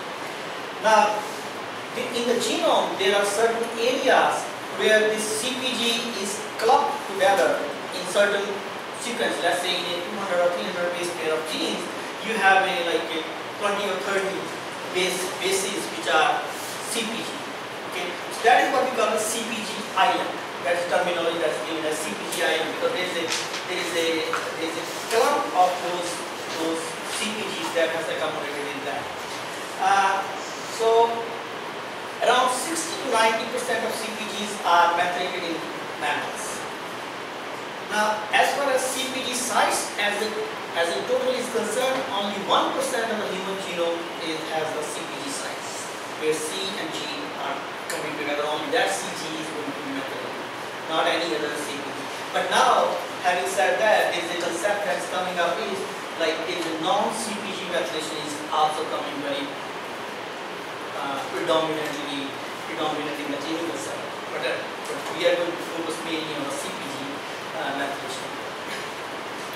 Now, if you look at the CPG island, so DNA which has more than 60% of the CPG sites, so there is basically bottom line is if there is a clubbing of the CPG sites in a short stretch of the DNA, we call it a CPG island. And that definition was given by again our group, Peter Jones. So he's very famous for DNA methylation work. Takei and Jones. So there are several definitions around there, but this definition is followed by most of the genome studies, like UCSC genome browser, ECG, all of them they follow this definition. So it is a stretch of like 500 base pair. GC contains 55%, and observed CPG and expected ratio is more than 65%. So basically, like if you have at least 65% of CPG site in a particular area, just as a layman, like if there is a clubbing of CPG sites in a stretch of 500 base pair, we call it a CPG island. Okay, there are no boundaries, but there are like other things that come with shore, shelf, and other things. So if you look at the human genome as such, per se, it has approximately 13,000 CPG islands. So most of the work is focused on those CPG islands, whether they are methylated or whether they are unmethylated. Now, whether they are lying near the promoter region, if that gene is tumor suppressor or if that gene is oncogene. So what happens is, if CPG island is nearby the promoter region, if it can get methylated, it can silence the gene, right? On the other side, if it is demethylated, we will introduce the concept of hypo and hypermethylation, then it can also induce the expression of that gene, because the methylation stress is removed, so it can go both ways. So most of the housekeeping genes, approximately I would say like 80% of genes, have at least one CPG island associated with them. And CPG sites mostly start with 5' transcription start site. I hope now you can recollect my yesterday's slide where I was trying to show that this is the exon introns and 5' UPR region and the regulatory region. So there is a TSS, and so that's what I'm talking about. Like the CPG site is on the start of the TSS near the 5' UPR region. So there are certain tissue-specific genes which also have like 40%, approximately 40 to 45% of genes are associated with the CPG island. So you can see it is just 1% of the genome, but it plays a very critical role. It is associated with the housekeeping genes, it is associated with the tumor and oncogenes, it is associated with the tissue-specific genes. So it can do a lot of wonders in the genome. And the question arises, like we are giving a hypothetical example here, right? So that this is the CPG island and this is first of all, what is CPGI? Okay, by using this definition. So there was an elegant work from Bhaiya's lab, Rajvi Bhaiya's lab from UCSF. So they basically brought out a package, like an online tool for CPG island prediction. So you can predict the CPG island, and then you can also design the MSP primer. So MSP primer is, now the question is, now if you kind of get behind this thing, let me know. Okay, I can take a reverse and go back. But if you miss this thing, you miss everything. So it's very important. I will try to go slow and maybe cover less. But these things are very important to understand. Otherwise, you will not understand what's going on in the future slides. Okay. So what will happen is, what we want to do is, first thing is we want to have the CPG island, detect CPG island. So this tool, which I'm going to show you, you can find out a CPG island in any sequence. You give a stretch of sequence, put it in there, you can identify the CPG island. So basically, it will mark the CPGs, where the CPGs are and where they are clubbed, and qualify the definition of Takei-Jones, it will mark it as a CPG island. Now, very simple thing is, you have to do the bicycle sequence. Okay? Everyone cannot afford the bicycle sequence, it's very expensive. You can do a simple experiment. Like you find out the CPG island, you can do the real-time PCR, regular PCR, or tag-man PCR, right? But for that, you have to design the methylation specific primers, right? So that is very common and it is easily doable. So what this tool is going to do is say it will design those primers for you. So for this, you need like CPG is methylated. It will design the primers where the methylation has happened, or in the same primer when it is unmethylated. Basically, where C is converted into U or C remains methylated. So it will combine both. So you have to amplify with both the primers and then find out where the band is. Take just regular PCR. I will try to show you some of the data. So anyone interested in this tool, they can go into this web page and try to find out. So let me just give you a kind of practical demo here, right here. I have lowered the site. So you can Google the Meth primer. So this is the website from Bhaiya's lab. He has now given it to his one of the postdoc, Lee, a Chinese graduate student who has his own lab in China. So he's maintaining that. But this work was done by UCSF in 2002. It's very old. So if you look at this page will pop up. If you Google it, Meth primer, this page will pop up. Now, here you can put any of your sequence. Let's say you want to find out a gene, for example, I will show you a practical demonstration. TGF beta polymerase. Okay. You will put that sequence, you will go scan it and find out where the CPG reasons are. Try to design the methylation primer. You can also customize the methylation primers. You can design here. What is the sequence name? What is the size? How much the product size? It's just the regular PCR you do. The only thing is you can design the primers for the methylation as well as unmethylated. Okay. So what I will do is say I will just pick up a sample sequence from here. So I will just pick up this sequence, copy it, go back, put it here, and then instead of pick primer for bisulfite sequence, so basically if you are to do the bisulfite sequence in PCR for a particular gene, this is what we are talking about, targeted sequence. Okay. But I will pick up the MSP primers, and then I will use the CPG prediction. You can like change the stringent conditions, or you can loosen it up, whatever way you want to use. But in general, these conditions are pretty good. It is scanning the 100 base pair, and it is giving you observation expected ratio about 60%, and GC ratio is 50%. So let's submit it. So this is the figure that we got pop up, and that was I was trying to show you in my next slide. So I basically cut and pasted from this. So if you see, this is your CPG item. It has identified. Now these are the CPGs finding out. Okay.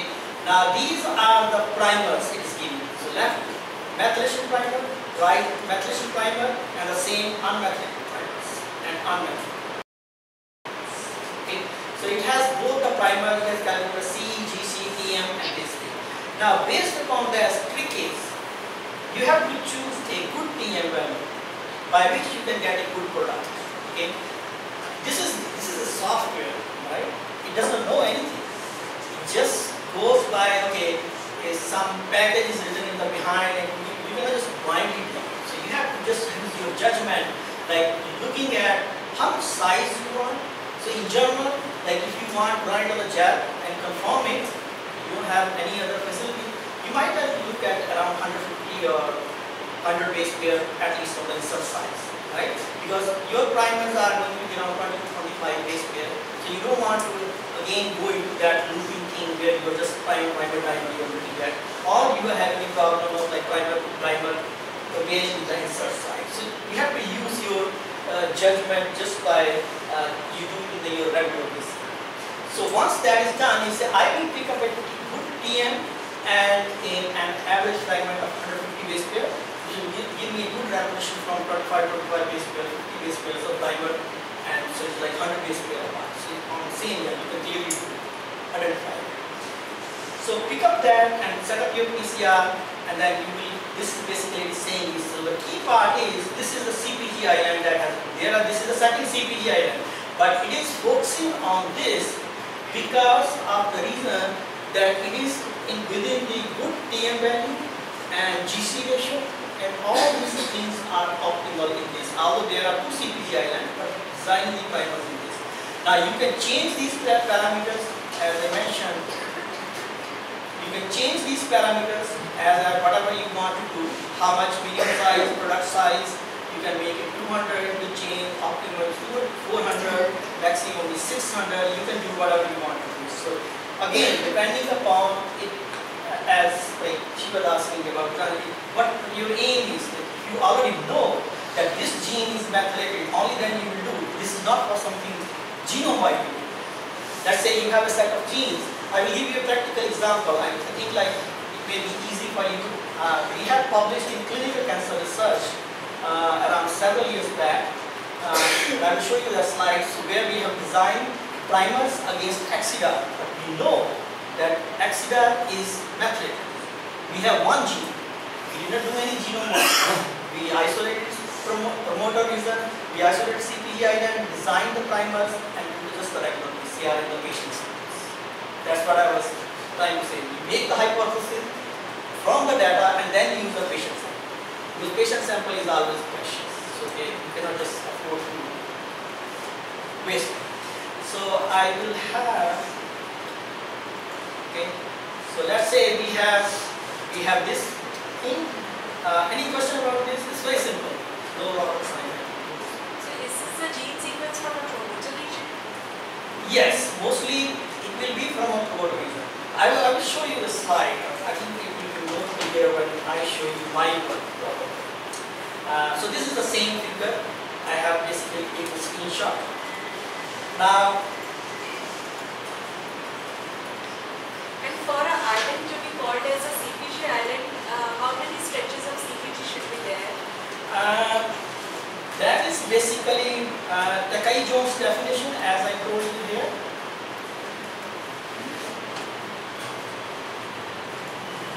So it is saying that GC contains 55. It will take the comparison between the neighboring sequence, for example, for that gene. So in that gene, what it is saying is most of the CPGs are clubbed in that 200 or 300 base pair. That's what we call CPG. Otherwise, you know, like the genome, if you try, that's why this is not good for the genome-wide study what we are talking about. This is good if you have one specific gene. If you have some specific target, you can at least design one simple sequence. But if you want to try to genome-wide, you will spend the rest of life by looking at the genome-wide. So then you go to biseparate sequencing or DNA methylation array for Illumina's activity. But here, I think I will show you. Okay. So this is what happened is methylation specific PCR. So unmethylated is C will be converted into U. In methylated, C will remain same. So that's why we have two types of primers. Along with that, you need to have a positive control and negative control. So this MSCP PCR is a little bit tricky than your regular PCR that you have seen. So you need to have a positive and negative control. So positive control is nowadays commercial companies are selling methylated DNA already. So if you just run with a universal primer, so it give you a band and a corresponding size. So that will show that your reaction and everything is working. Negative control is there is no contamination. You can just take a water pressure and not be any bad. So those things are very important. Now this is the study that I am talking about. So this is like my study. It was published in like 2010, around I would say like 6 or 7 years back. So what we have done in here is we have a gene that is Exida. It's a very rare gene, and Google it. If you can Google Exida, only you find 10 or 20 papers. Because no one would like to work on this gene. It's very lousy gene. It's very hard to purify its product, and it's very hard to clone it and all that. But anyway, so what we did is we find out in the human breast cancer, this Exida is methylated. That was our in vitro studies, already in the cell line. So then we want to see that, okay, once we have this, so what is happening in which island or which area is methylated. That's why I just put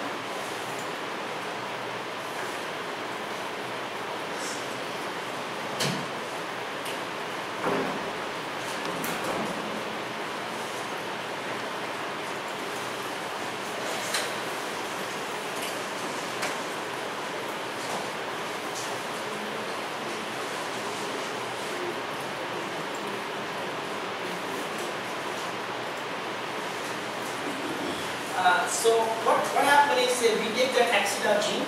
Now this is the location of the Exida gene. So we know that it is sitting here. You can get it from an ensemble CDI or from any source. Here, remember that I am chasing one gene, and I know that that gene is methylated. What I'm trying to prove is that methylation occurs at the promoter region. Okay, so that's why once that methylation occurs in a promoter region, that gene is inactivated. So we are trying to show that this gene is a tumor suppressor. So it is suppressed in case of the tumor cell, breast tumor cell, but not in the normal cells. Very simple. Okay? So we know this thing. So I basically took all this sequence from the chromosomes, put it in here, and you can also do one thing. You can also have a probable promoter. For example, let's say you can have a 3000 base pair upstream instead of taking every gene. So that kind of gives you computational more power in this tool. And have it, because there is no exact definition of the promoter. It can be 300 base pair upstream, 3000 base pair, not 300. 500 base pair upstream, 500 base downstream, or 500 base pair just upstream. So once we have that, then you basically find out, it identifies the CPG island, and then you basically overlay the transcription start site. That you can get it from the UCS genome browser.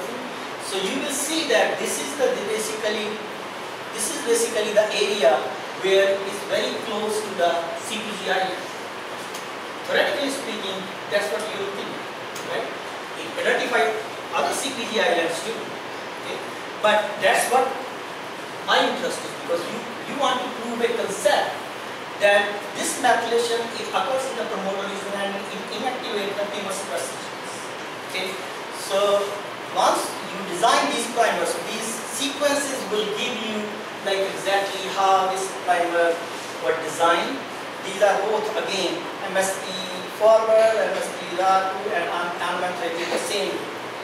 Okay, unmethylated and methylated. There are two sets of the primers, and then you amplify the product, you can find out. So you take the breast cancer patient samples as well as the normal, matched normal. You will see the product in the breast cancer patient, but not in the normal. So that basically says that you have a concept that Axidar gene promoter is methylated and Axidar can act as a chemosuppressor and you need to prove it in a clinical setting. That's how it is. If I start exploring through the patient sample, and that I will not reach at anything. So you have to have a hypothesis and then you prove it. So basically now you have a clinical cancer research is a very good AAC journal. So now what we have is this is nothing. The rest is all lab work. It's cell line based. The only thing in the end what we did is we introduced the patient samples. Okay? And then it made it the clinical systems. So it is very well cited and it's like a I would say like it's a good study, but that's how you bring a concept. You have to make a story and you introduce the patient sample. It's not that you start with the patient sample and with the patient sample. Unless you have already designed some hypothesis. Right? Any question? What do you expect with the methylation status in case of oncology?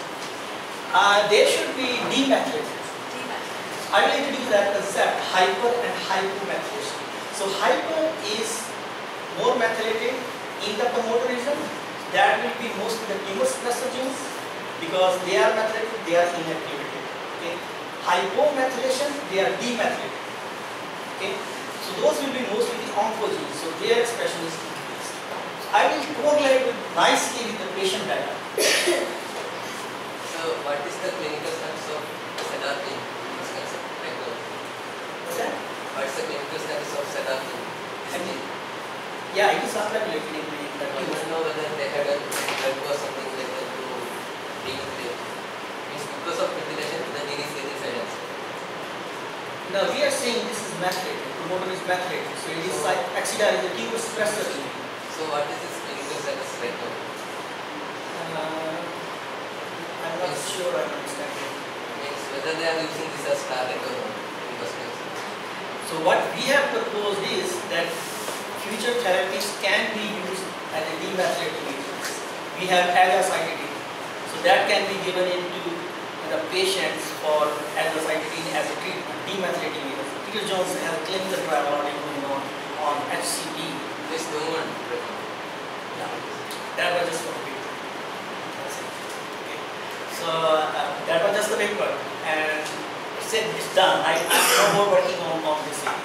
But I just want to because how things happen and how we correlate with the patient sample. So this was just, we made a story out of all this. But this concept is there, but this molecule is very, very difficult to work. If you Google Axidar, you will find around 10 to 15 publications and probably none from the 2016 or 17. There is another group who has come up with a similar study just back to back in some other carcinoma. I don't remember which one is that one. So these are the back to back studies. So we were in a dilemma that we need school. So that's why these both studies come.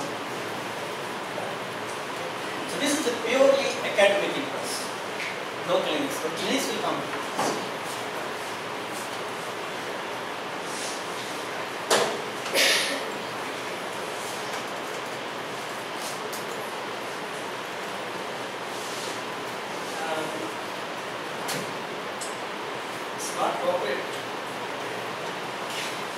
So you remember I gave you a little bit of a hint that there is a promoterism, there is a CPG site. So what will happen to if the CPG sites are sitting outside the CPG item? Okay? So this is what you will try to find out. Now this is basically a classification that has been brought by Illumina. So Illumina is the only company well, I will be careful about that. Agilent has its own MEDIPC or other thing, but Illumina has a genome-wide chip, which is having a array-based technology, lead array technology. So they have the probes for most of the CPGs, not all of the CPGs. So initially they used to have 450,000 probes, and now they have 800,000 probes for the genome-wide. Okay, so it will basically map each CPG genome-wide irrespective of CPG item. But the manifestation, like we were also involved in making that manifestation. So that is basically like what we call CPG island, which are not in the CPG. Okay, so that's why we came up with this definition. So if CPG, there is a CPG, this is the CPG island. Okay, so it is falling in the Jones, whatever definition is. Now, if it is more than 2 to 4 kb from the CPG island, we call it the shelf. Okay. Now, if it is up to 2 kb from the CPG island, then we call it the shore. Rest is, we call it as the open sea, means no elevation. Okay. So that's the definition that has come, and you will keep on hearing about this shore, shelf, and promoter and CPG island repeatedly. So whenever we do that DNA methylation with the array-based technology, we follow this method. We can classify like where the gene is lying, and you can very well imagine like how complicated the analysis might be. So we can either look at the CPG island, we can either look at shelf and shore, discard the CPG island, or we can look at the non-CPG island. So means one person has to spend that much time in looking at one data set. So what basically I have been doing is you do first the genome-wide unsupervised approach, like where you have all the 450 or 8,000 probes. So you look at where the probes are in this. Now another complication here which Illumina has done is they don't have consistent probes in particular area. For example, for the gene body, they have many thousand probes, but for CPG island they have a few hundred. Okay, so what you have to do is say how many probes are designed originally and how many probes get enriched in your data set, and then follow the plans. Okay. Any question? So just going back to the basics, like as I mentioned, there are 3 types of DNA methylation transferases. There are 3 methylation transferases, DNMT3A and 3B. This is involved in early development and is always present. DNMT1, this is the copying DNA, so basically transmit from generation to generation. Now what DNA methylation is doing, but why it is important? We talked several times, it's involved in gene silencing or gene activation, it is involved in genome stability, it is involved in embryonic development, it is involved in genomic imprinting. Anyone aware of what you mean by genomic imprinting?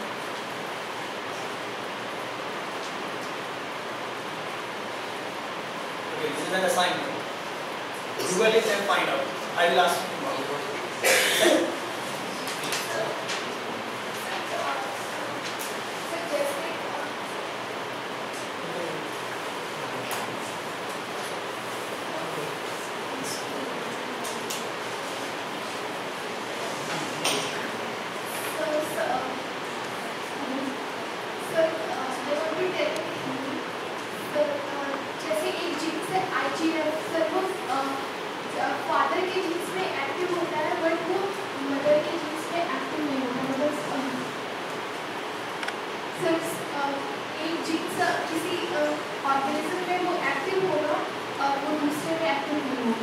What do you mean by the next X chromosome activation?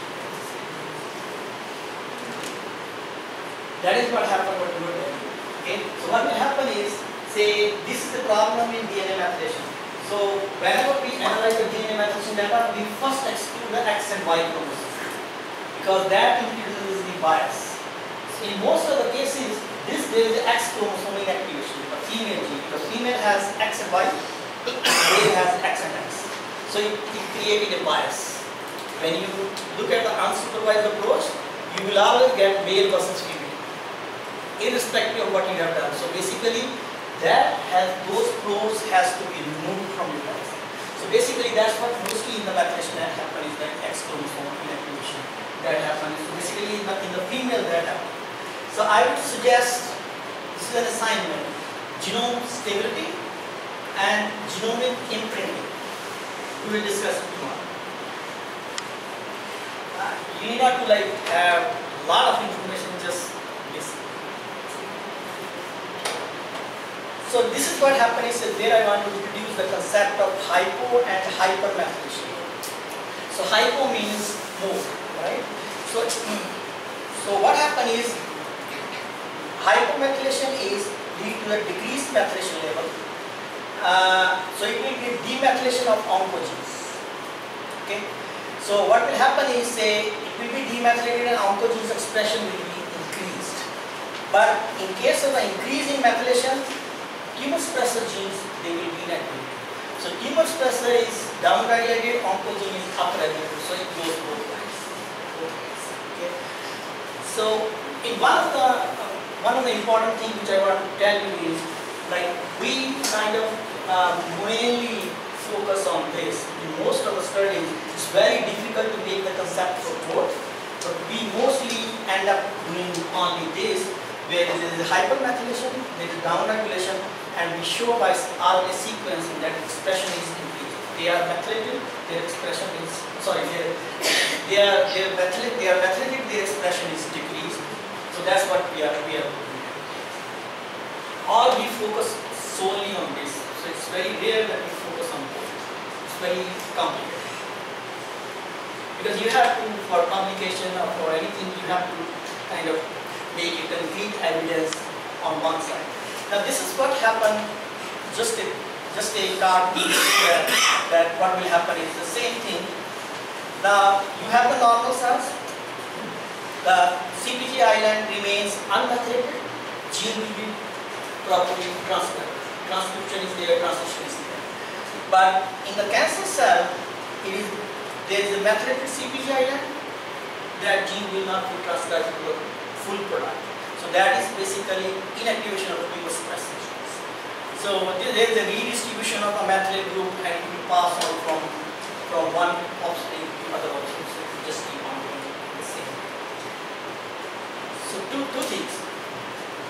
If it is a tumor suppressor gene, there is a hypermethylation, there will be downregulation of the gene. If it is an oncogene, there is a demethylation and it is an upregulation of the gene. Remember that. So I think I gave you an idea like what are the different factors that may affect the DNA methylation. It can be several factors. There is no concrete evidence how these epigenetic changes are introduced, like aging, food habits, genetic changes, exposure to chemicals, smoking, carcinogen chemicals, or any other things. We have mostly heard about the 5-methyl cytosine, but there are some key players in the epigenetics. For example, this is 5-methyl cytosine that can be converted hydroxymethyl cytosine. So CPG island cytosine methylation, we know about this. Okay. These are some of the other players in the epigenetics, because I will share some of the data showing that these are some small players in the epigenetic, but the major player remains the same. CPG methylation.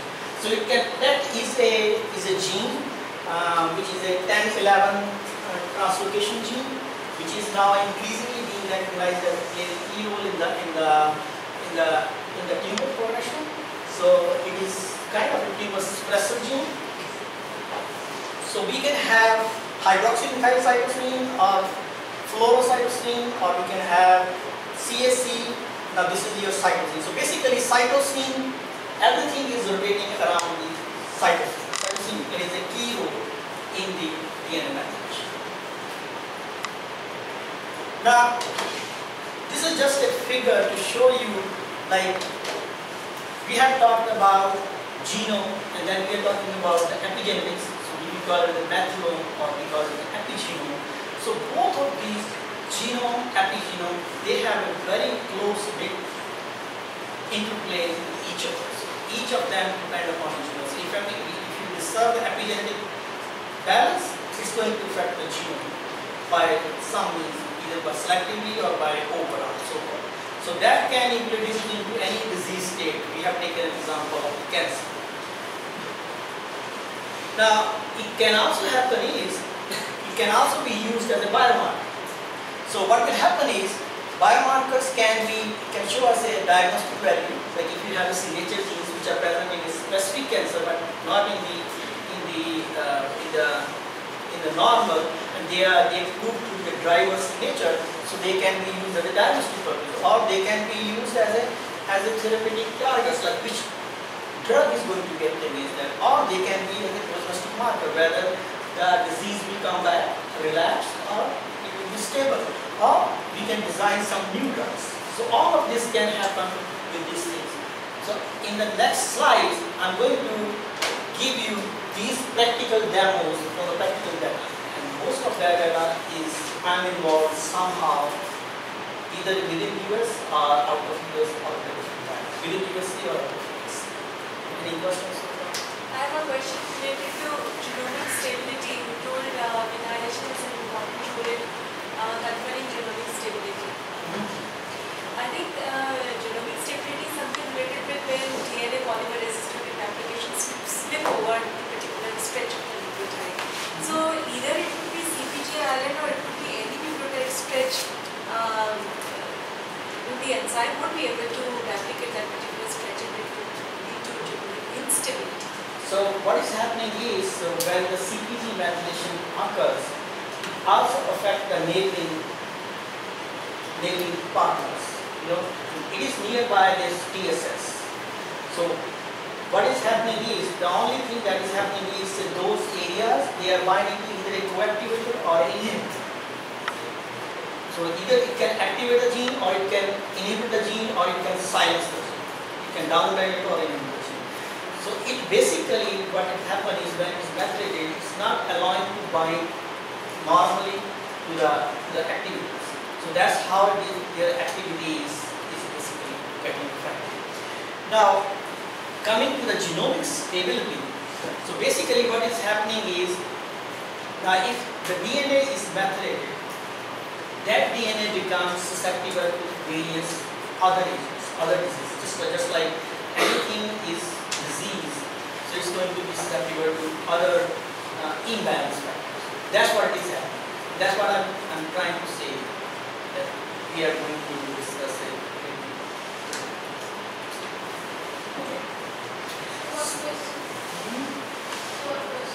So you mentioned about hyperventilation and hyperventilation Are there any chances of vice versa situation like hyperventilation Well, these are the genome-wide studies. Okay? I would not rule out, but then you have to think it from the biology point of view, because it doesn't make any sense, right? But what happens is, we are detecting the methylation to the genome-wide, but what will happen is, again, these are autocrine and paracrine pathways. Very, very difficult to understand like whole genome in just one study. Okay? So what I will do is say, that's what normally people have done, and I'm going to show you the same thing here. You have to have in the same samples expression data, maybe just simple gene expression, array data, or we do RNA-seq, and then you correlate those expression genes with the methylation. You will see that 80% of the methylation, differential methylation may not correlate with the expression gene. What correlate is, you picked up those markers, and those will translate back into locations. So you have to understand that this is a kind of one CpG methylation or one effect on the regulation affects the outcome. That's why we are worried about the regulation of the gene. We are not affected by just the expression up or down of the gene. So it is always like whenever any pathway is affected, it's an autocrine and paracrine pathway. Now if you plug in NF-kappa B pathway, I bet if you can come out with a single agent which is affecting NF-kappa B pathway, you are in a gold mine. Okay? There's no single agent which can, like, everything leads to NF-kappa B pathway. It is such a broad term. So it's always autocrine and paracrine pathway. But you have to have an integrative study to correlate everything and then reach a solution that these are the genes that are affected by the methylation. Rest is this guy. You will see, I will show you the practical data where mostly like 90% of differential methylated signatures may not correlate well with the expression. But what correlate is that translates back into mutations. That's the key. So Illumina has 450K methylation again, but now they have come with an inferior methylation epic chip array, which has 850,000 probes. So this, I'm just talking about the array at this time. I'm not talking about the sequencing. So bisulfite sequencing, I'm not going to discuss that part. So I just want to start with a simple array experiment. But the data which I'm going to share with you is mostly from the 450K methylation. I'm not going to share anything from the 850,000. Very simple. Because this chip came only in January 2017. There are some data, but I think I will not be able to show you that. So, just a quick reminder. We have to remember the transcription factors are very key players. They are regulatory proteins. They can adapt to the RNA polymerase to promote reasons. They can either activate, inactivate, or inhibit. Okay, you can do all these three things. So, now I told you something about short shelf and open systems. Now, this chip, whole chip, like 450,000 probes, has been divided into two broader categories. One is in terms of the genomic context, and another is in terms of the CPG island. So, if you look at here, so 41% of the probes are in the promoteries. Okay, because that's what our main interest is. Like their previous chip was only based upon the promoteries, nothing else. Okay, and then 31% is mainly in the gene body. And this is a very lousy terminology that is being used. It's not just the exons. Sometimes the probes are also in the introns, but we count gene body as a whole gene. Okay. Then it is in the 3' UTR region. Okay, because promote 5' UTR region is covered here. So 3' UTR they have separately their minor.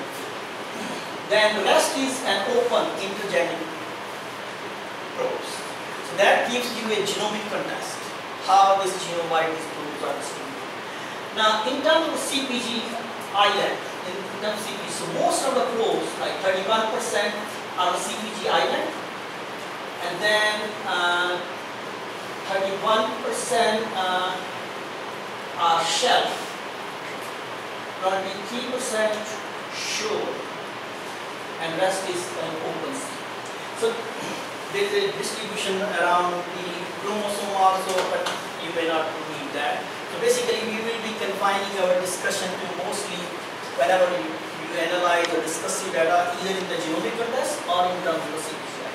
So this is kind of an overview like how these probes have been distributed. One thing which is very important is Illumina has never provided any solution. So we are the one who first, basically when 450K was launched, Peter Laird was invited. So our group basically created the first workflow algorithm to find out these DNA methylation. So now is the fun part. So I will discuss one solid tumor, one liquid cancer. Now this is the example of a solid tumor in liver cancer. So what has happened is, and you know liver cancer is there. Now if liver cancer is simple, just a tumor, you can either do surgery or you can do chemo, you can get it done. But if it metastasizes to the other tissues, then it is a problem. Okay, then you cannot cure that. So even if you do the surgery, the patient will relapse and tumor will, cancer cells will come back, they will try to spread it into the other areas. So then the clinicians basically approached us to find out what could be the solution. But they have a hypothesis. This is the important thing which I am trying to emphasize again and again. You should have a working hypothesis. You cannot just blindly shoot this thing. Then you will be lost in the genomic research. There's nothing in there. You can spend years and years, nothing is going to be there. So there should be a hypothesis. They have a hypothesis that what are the biomarkers? They say like you can treat the metastatic stage with the drug. Now we need to decide which patients are going to respond chemo plus drug, or which patients are not going to respond. So it's a very simple question, right? So they have the access to the patient samples, so they took the patient samples, they took the normal, matched normal. So what was done is their surgery was done. Okay? So the first thing is you remove it by surgery. If it is successful, it is successful. But in certain cases, it relapses back. Okay? So then in certain patients, they try to treat with those patients with surgery followed by neoadjuvant or as a combined therapy with certain drug. I will not disclose the name of the drug, but that can be clinical trials. Okay? So we have now patient samples where no surgery was performed. Sorry, where just surgery was performed, and the second set is where surgery plus your drug was treated. There are no normals here. Okay? So this is a unique case. You have to understand that. So everything you cannot compare to normal. Okay? So, but we will compare to the normal, and you will see how elegantly we go back and make the use of the public data. And that's what exactly I was telling her. No normal patient. Why would a normal person give you a tissue sample? There's no way.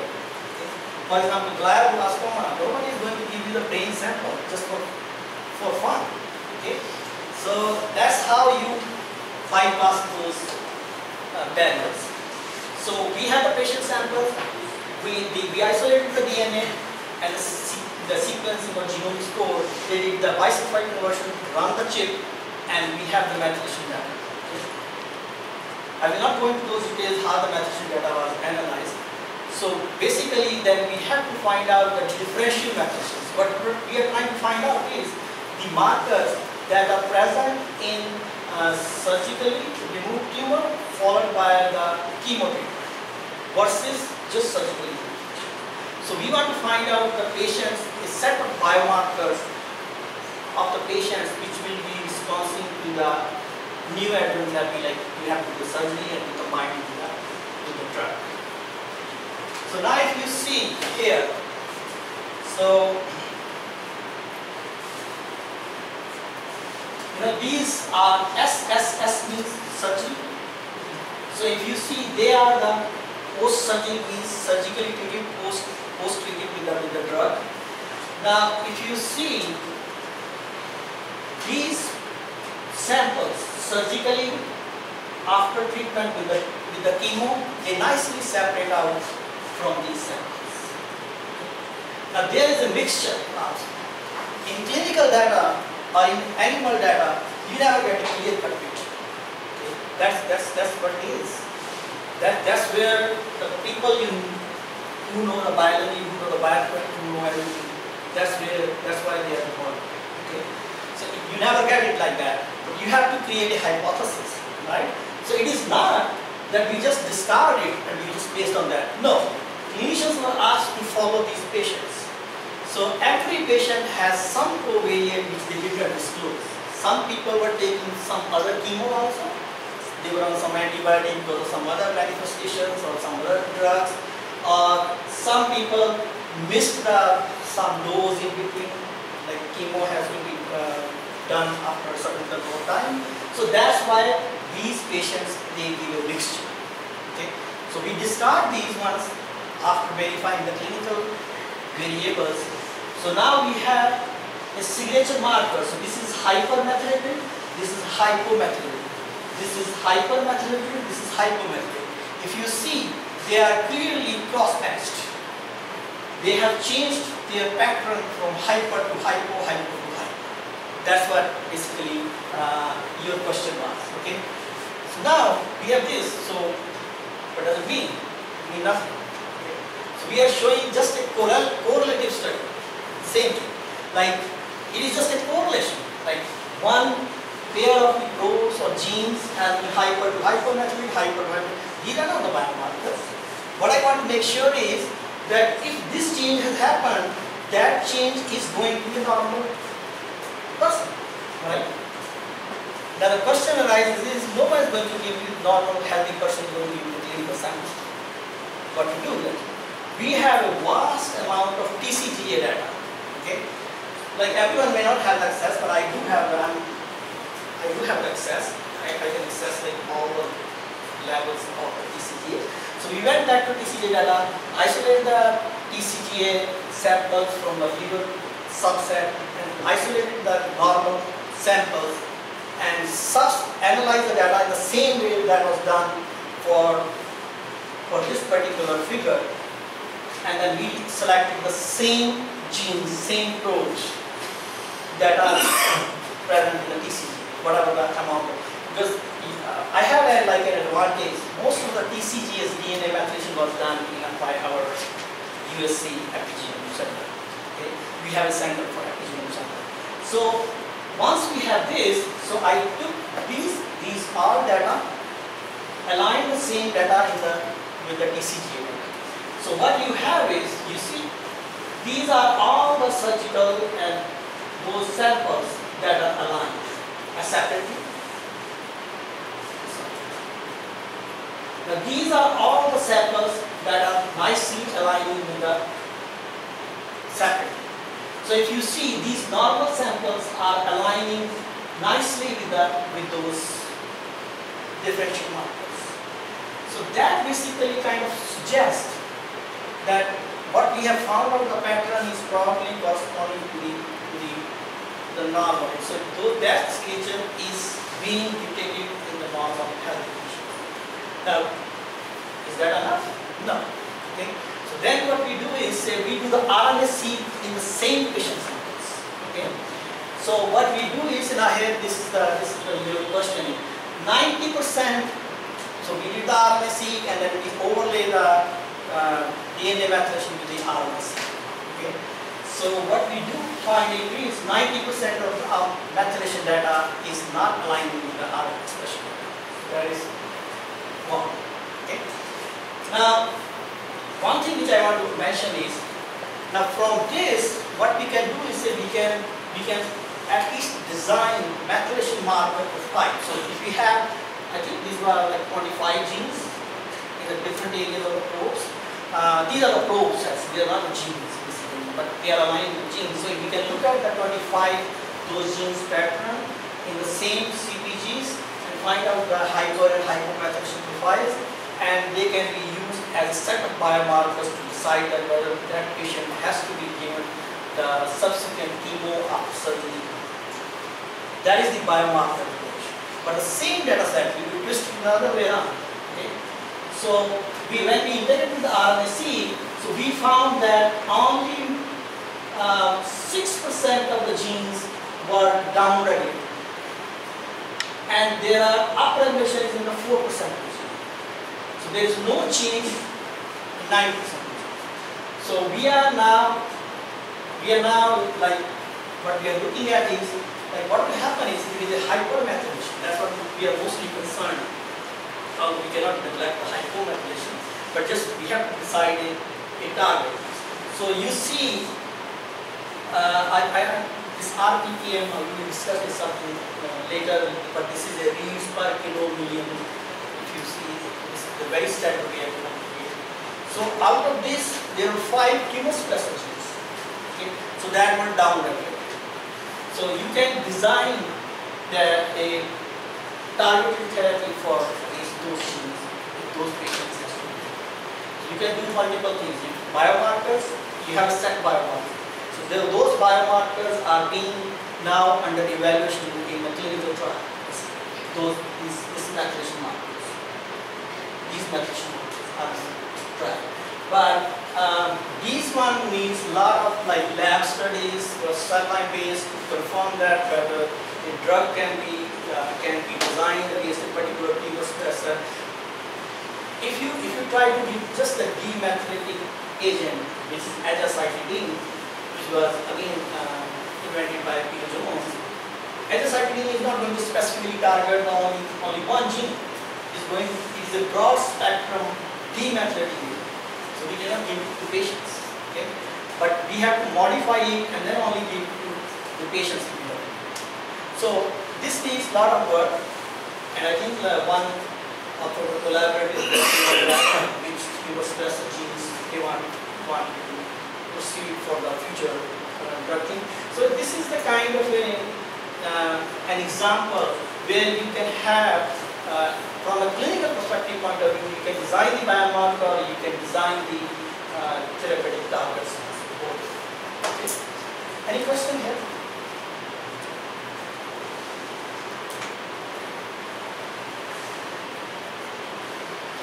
So we will deal with this 450K methylation data in one of the subsequent classes. I just want to quickly touch base with one of the lead to cancer, which is also a rare cancer. Okay.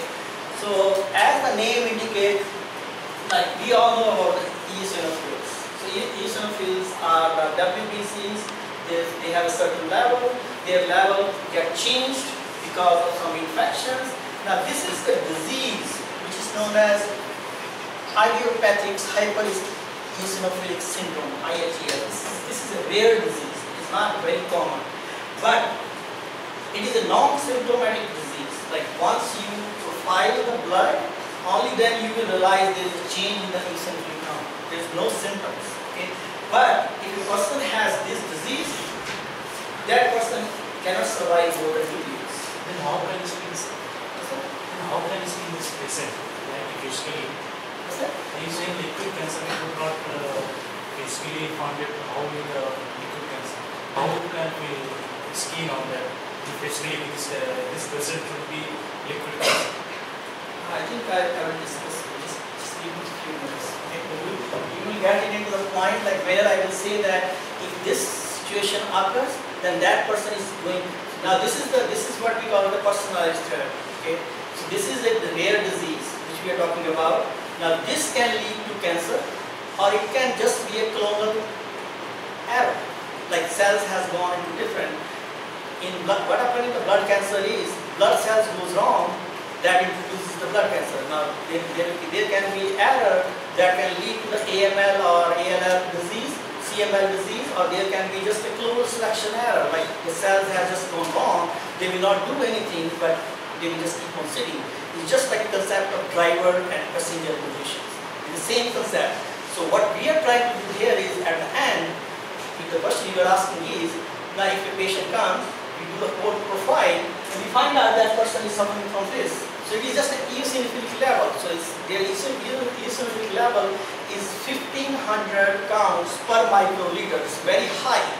So now why this is high? Because that person has either clonal selection error or he is going to be susceptible to the cancer. Right? Now if we can find out that he is going to get the cancer, we can prevent it.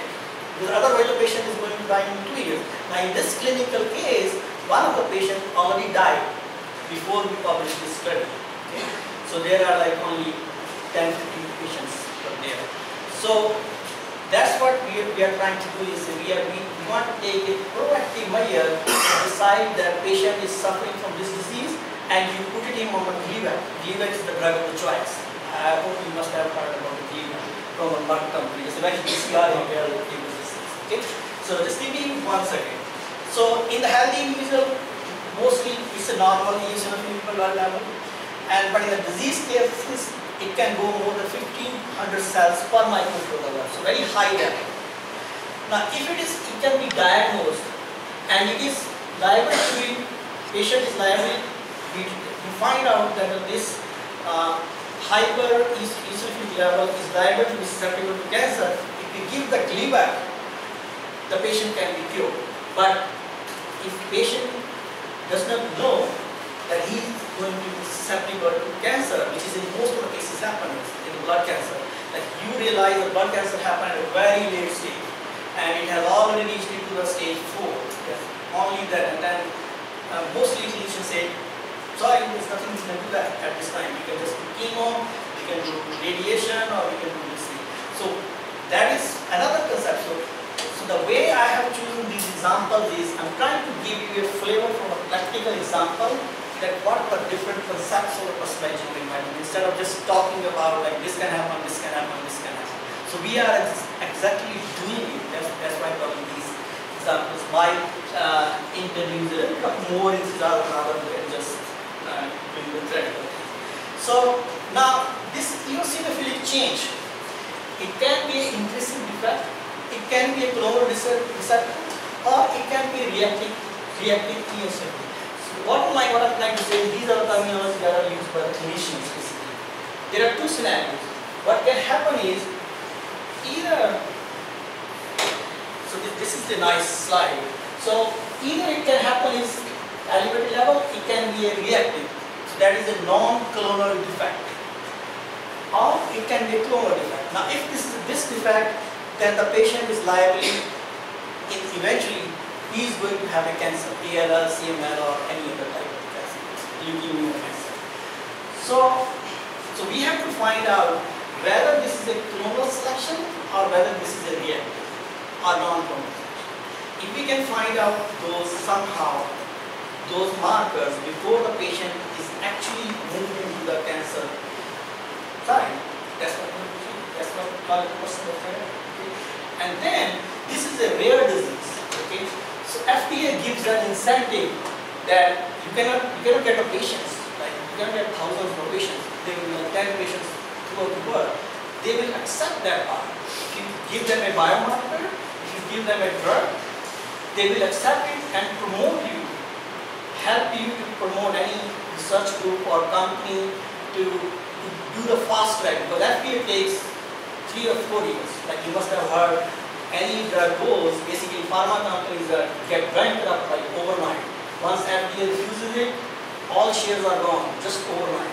So that's the power that, because FDA is a regulatory body.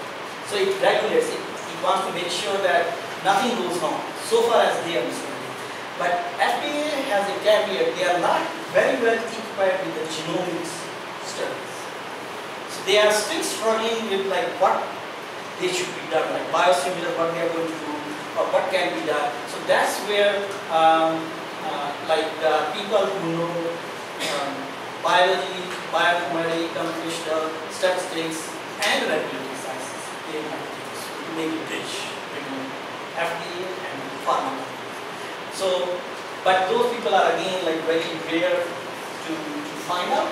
But having said that, coming back to the question, so we asked that question, and then like without going too much into details into like whole genome sequencing and other things, we decided to do the exome sequencing.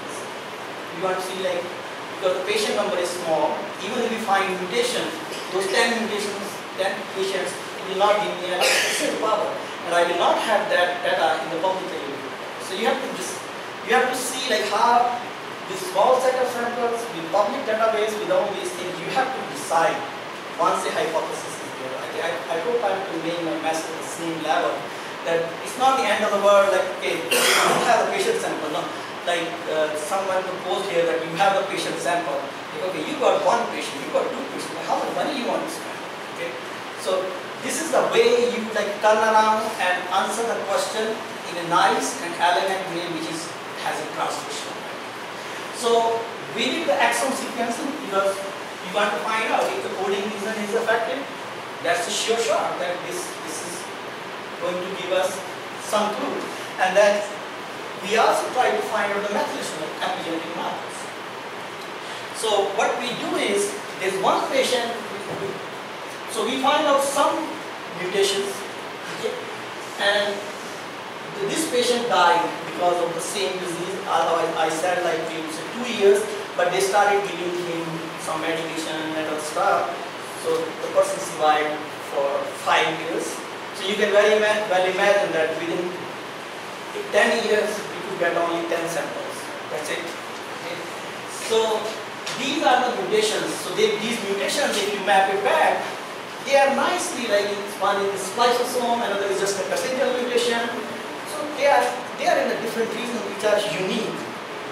Now what we did is, then we look at the methylation markers, because the likelihood is these mutations are getting affected by epigenetic signatures, right? So when we looked at the epigenetic signatures, if you see here, these are the reactive. You remember that I used the reactive? So these are the ones that are going to be your clonal selection. So basically cells has been multiplying, something has gone wrong. So this is, but these are the ones, if you see, susceptible ones. So these are the patients that will have subsequently blood cancer, ALL or CLL. Okay. So, but then what we try to do is say we try to correlate the epigenetic signature with the mutations. There's no correlation. Okay. So we could not find any correlation between epigenetic markers, DNA methylation, as well as this mutations. So we end up using these signatures as a marker to decide that patient has to go to clinic and undergo further treatment, or patient has to just stay in normal. So now basically the question was, this is the IDH disease. Everything is normal, there is no symptoms, just a eosinophilic level. And the patient goes for the blood profile. You find out the patient is suffering from the IDH. Now this IDH can be due to cancer, liable to susceptible to cancer, or it can be just a clonal selection, like cells has gone wrong, they are dividing and they have due to certain bacterial infection or something like that, they have gone to that state. So we try to answer that question. So we try to answer in terms of this methylation. So if person comes in, we look at those genes methylation, we need not to do the whole genome profile. We can just do selected genes methylation and design MSP primers and do the real-time PCR. We can have a kit. So basically that's where we are leaning for the commercialization. Like we can have an MSP primer kit for 10 genes, signature genes, and whenever a patient comes in, he has an IDH, he or she has an IDH, we can profile it, and if we find out the level of hyper or hypomethylation, depending on what it is, so we can decide the patient is likely to have cancer in future. You want to put it on the medicine, or you just want to watch that. Those are the discussions we can be done with the patients. So this study is done in how many genes? This was genome-wide. It was genome-wide, but this study was done with the Department of Hematology Hospital from Denmark. So they have the clinical samples. I have a collaboration with them. I recently also published on another disease on blood cancer with that group. So I have a long-term collaboration with them. So they have the patient samples, they have the samples, they basically extract the DNA. Mutation study was done by at Sanger Center. Methylation was done by like our epigenome sample, but I basically take all the data sets. So it's a genome by Genome. It's from the genome. Because otherwise there's no point. So once we reach that, like, so what I want to give you an idea is, one is the TCGA data set, which has the thousands of the same liver tumors. One is this, we have nothing. It's just limited number of samples. But if you have a hypothesis, if you ask the right question, you will be able to find the solution. That's the key part in terms of personalized medicine. So it's not simply like finding the mutations or finding the methylation or finding the up and down regulated genes is the only way. But we have to have I want to show you that integrative approach. But we don't have enough samples to do the RNA-seq things which we want to do, but we do not do that. But still, like this methylation profile. So now it's under, I would say, close to commercialization. Not open. It will take a long time, but a signature kit. We will not do the whole genome chip. We will do the real-time PCR because every patient cannot spend that. No insurance is going to pay for that. You need the cheapest possible way when you are dealing with the actual patient samples. So just design 10 genes profile. Company will do the MSP. We will give them the design the primers. That will be like our property. But we would also like to have a share in that as a business. So, and then once they do that, they will tell. Like any technician even can tell, okay, these are, out of 10, 8 genes are hypermethylated, okay, 80% chance that a person is going to go towards the cancer. If there's a 50-50, yeah, technician can watch it go and then Yes, yes. I'm just trying to make out, can this data be important to narrow down the genes involved? No, because the reason is we are compromising the statistical power. There are only 10 patients out there. Okay? Now, if you see, now you might get sick of this feedback, but this is the way you interact with the audience. You can see that it's a very nice type. Now you can say that this one is pretty good or this one is pretty good, but there is a statistics involved in that. Okay, still, even like we have used the genome as a background and a lot of things has happened.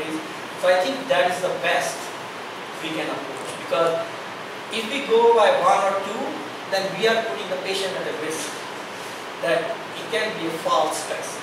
So with this kind of set, we are doing a little bit of more work, but patient is not at risk, because our prime priority is the safety and welfare of the patient, and it should not be expensive for the patient, and it should not be expensive for the insurance companies. That's what it is. So, what kind of statistical, like RNA size for this? Those are like tools.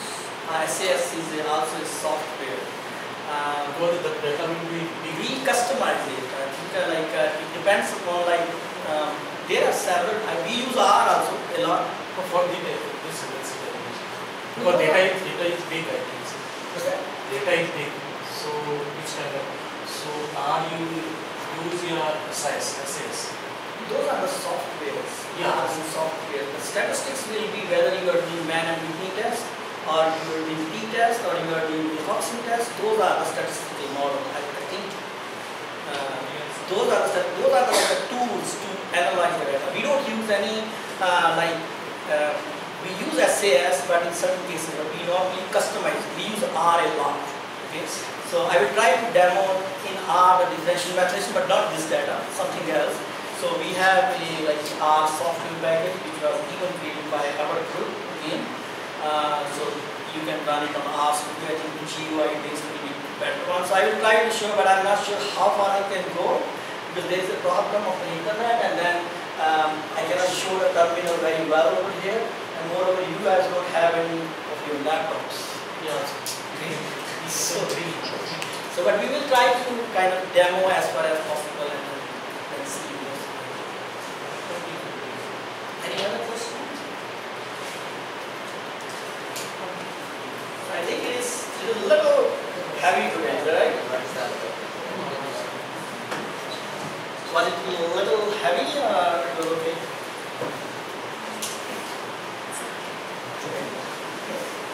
So I will try to bring in our practical problems where I am personally involved, because instead of picking someone else that are like Arul Chanyan has done great work from Michigan University. So he is a leader in the United States area, and Larry Hood has done a pretty great work. But instead of picking up others' work, I can show you my work which has already been published. It is available online, and then I kind of give you an insight how we reached at a conclusion and what questions we have. So the important point, again I am trying to emphasize, I keep on repeating this, you need to have a very neat and clean hypothesis to begin with. We cannot just do the exploratory studies. I get all the time, like if some labs they want to do the exploratory studies. I always discuss that. Okay? So everyone wants to do, I can give you one example, it's not relevant here. So we published in Cell Metabolism last year. So that lab came to me and the data was very bad. They say, everyone said, oh, there is nothing in the data. I said, okay, nothing is nothing. But that lab keeps on coming, he's my good friend also. I said, okay, let me have a look. So we had a look, so that concept was reverse. Whatever their original concept was, it totally reversed. So they basically find out how to pursue that concept, and they pursued, and everything worked. You know, so the genomic data did not tell you the lie. So they come up with a particular concept, but I say it's not there, so it is reverse. They followed that pattern. They published in Cell Metabolism, and they got NIH grant, R1. Okay, so that's a win-win situation for everyone. So it's like genomic data is kind of good if someone knows what is in there, but the important thing is you need to have a hypothesis to be. If you don't have a hypothesis, then don't think about it. So we talk about the personalized medicine. What I'm trying to give you is the actual personalized medicine. All like small examples. I don't want to like give you like everything that we have changed all the world, but these are the small contributions that are kind of building up. For example, cell metabolism also, what we have done is we have taken care of the tumor initiating stem cell with sorafenib. Okay, so what happened is that is also a liver cancer paper. So we find out the fatty acid metabolism gene that is basically triggering the tumor initiating stem cells. So even if you remove the liver cancer, those tumor initiating stem cells will come back and they will relapse the liver cancer again. So we have found out a novel metabolic pathway. So we integrated the metabolism, proteomics, RNA-seq, chip-seq, DNA methylation. All of them, from that we find out a single gene. And then from there we build up a story. But now we have cell metabolism paper and a aroma grant for findings. So everyone is okay. Anything else?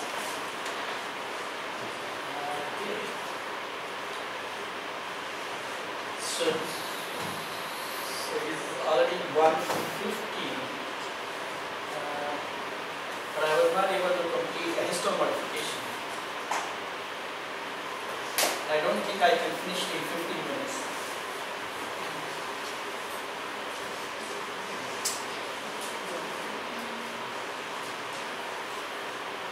Yeah, I think take it to tomorrow probably.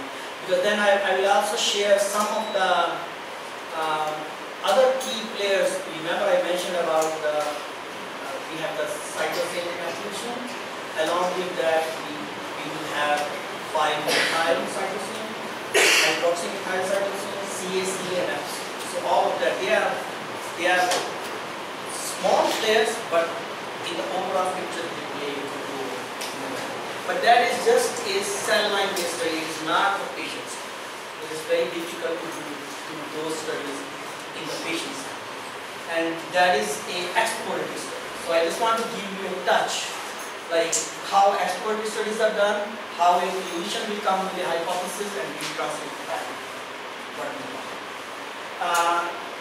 So I think Madam asked about a question about the pair and single end. And most of you probably might know that. I just want to see like, so this is basically one read. This is the DNA for example. Okay, it will be a single end. So one read is starting from here and the second read is starting from here. So it will keep on going. This is your insert size. So single-stranded DNA will be like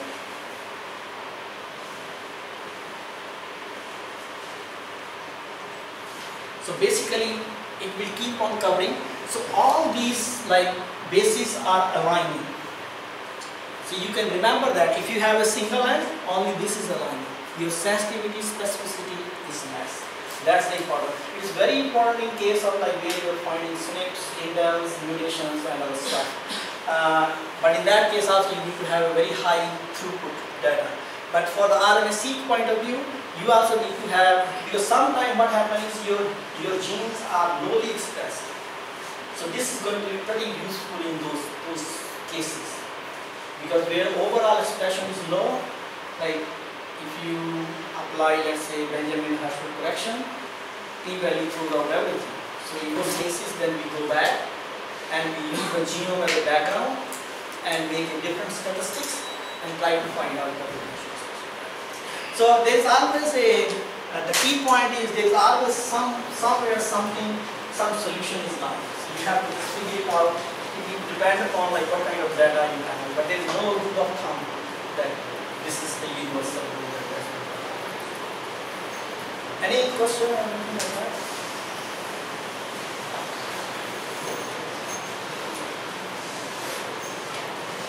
So genomic stability, we talk tomorrow. Just for 5 minutes.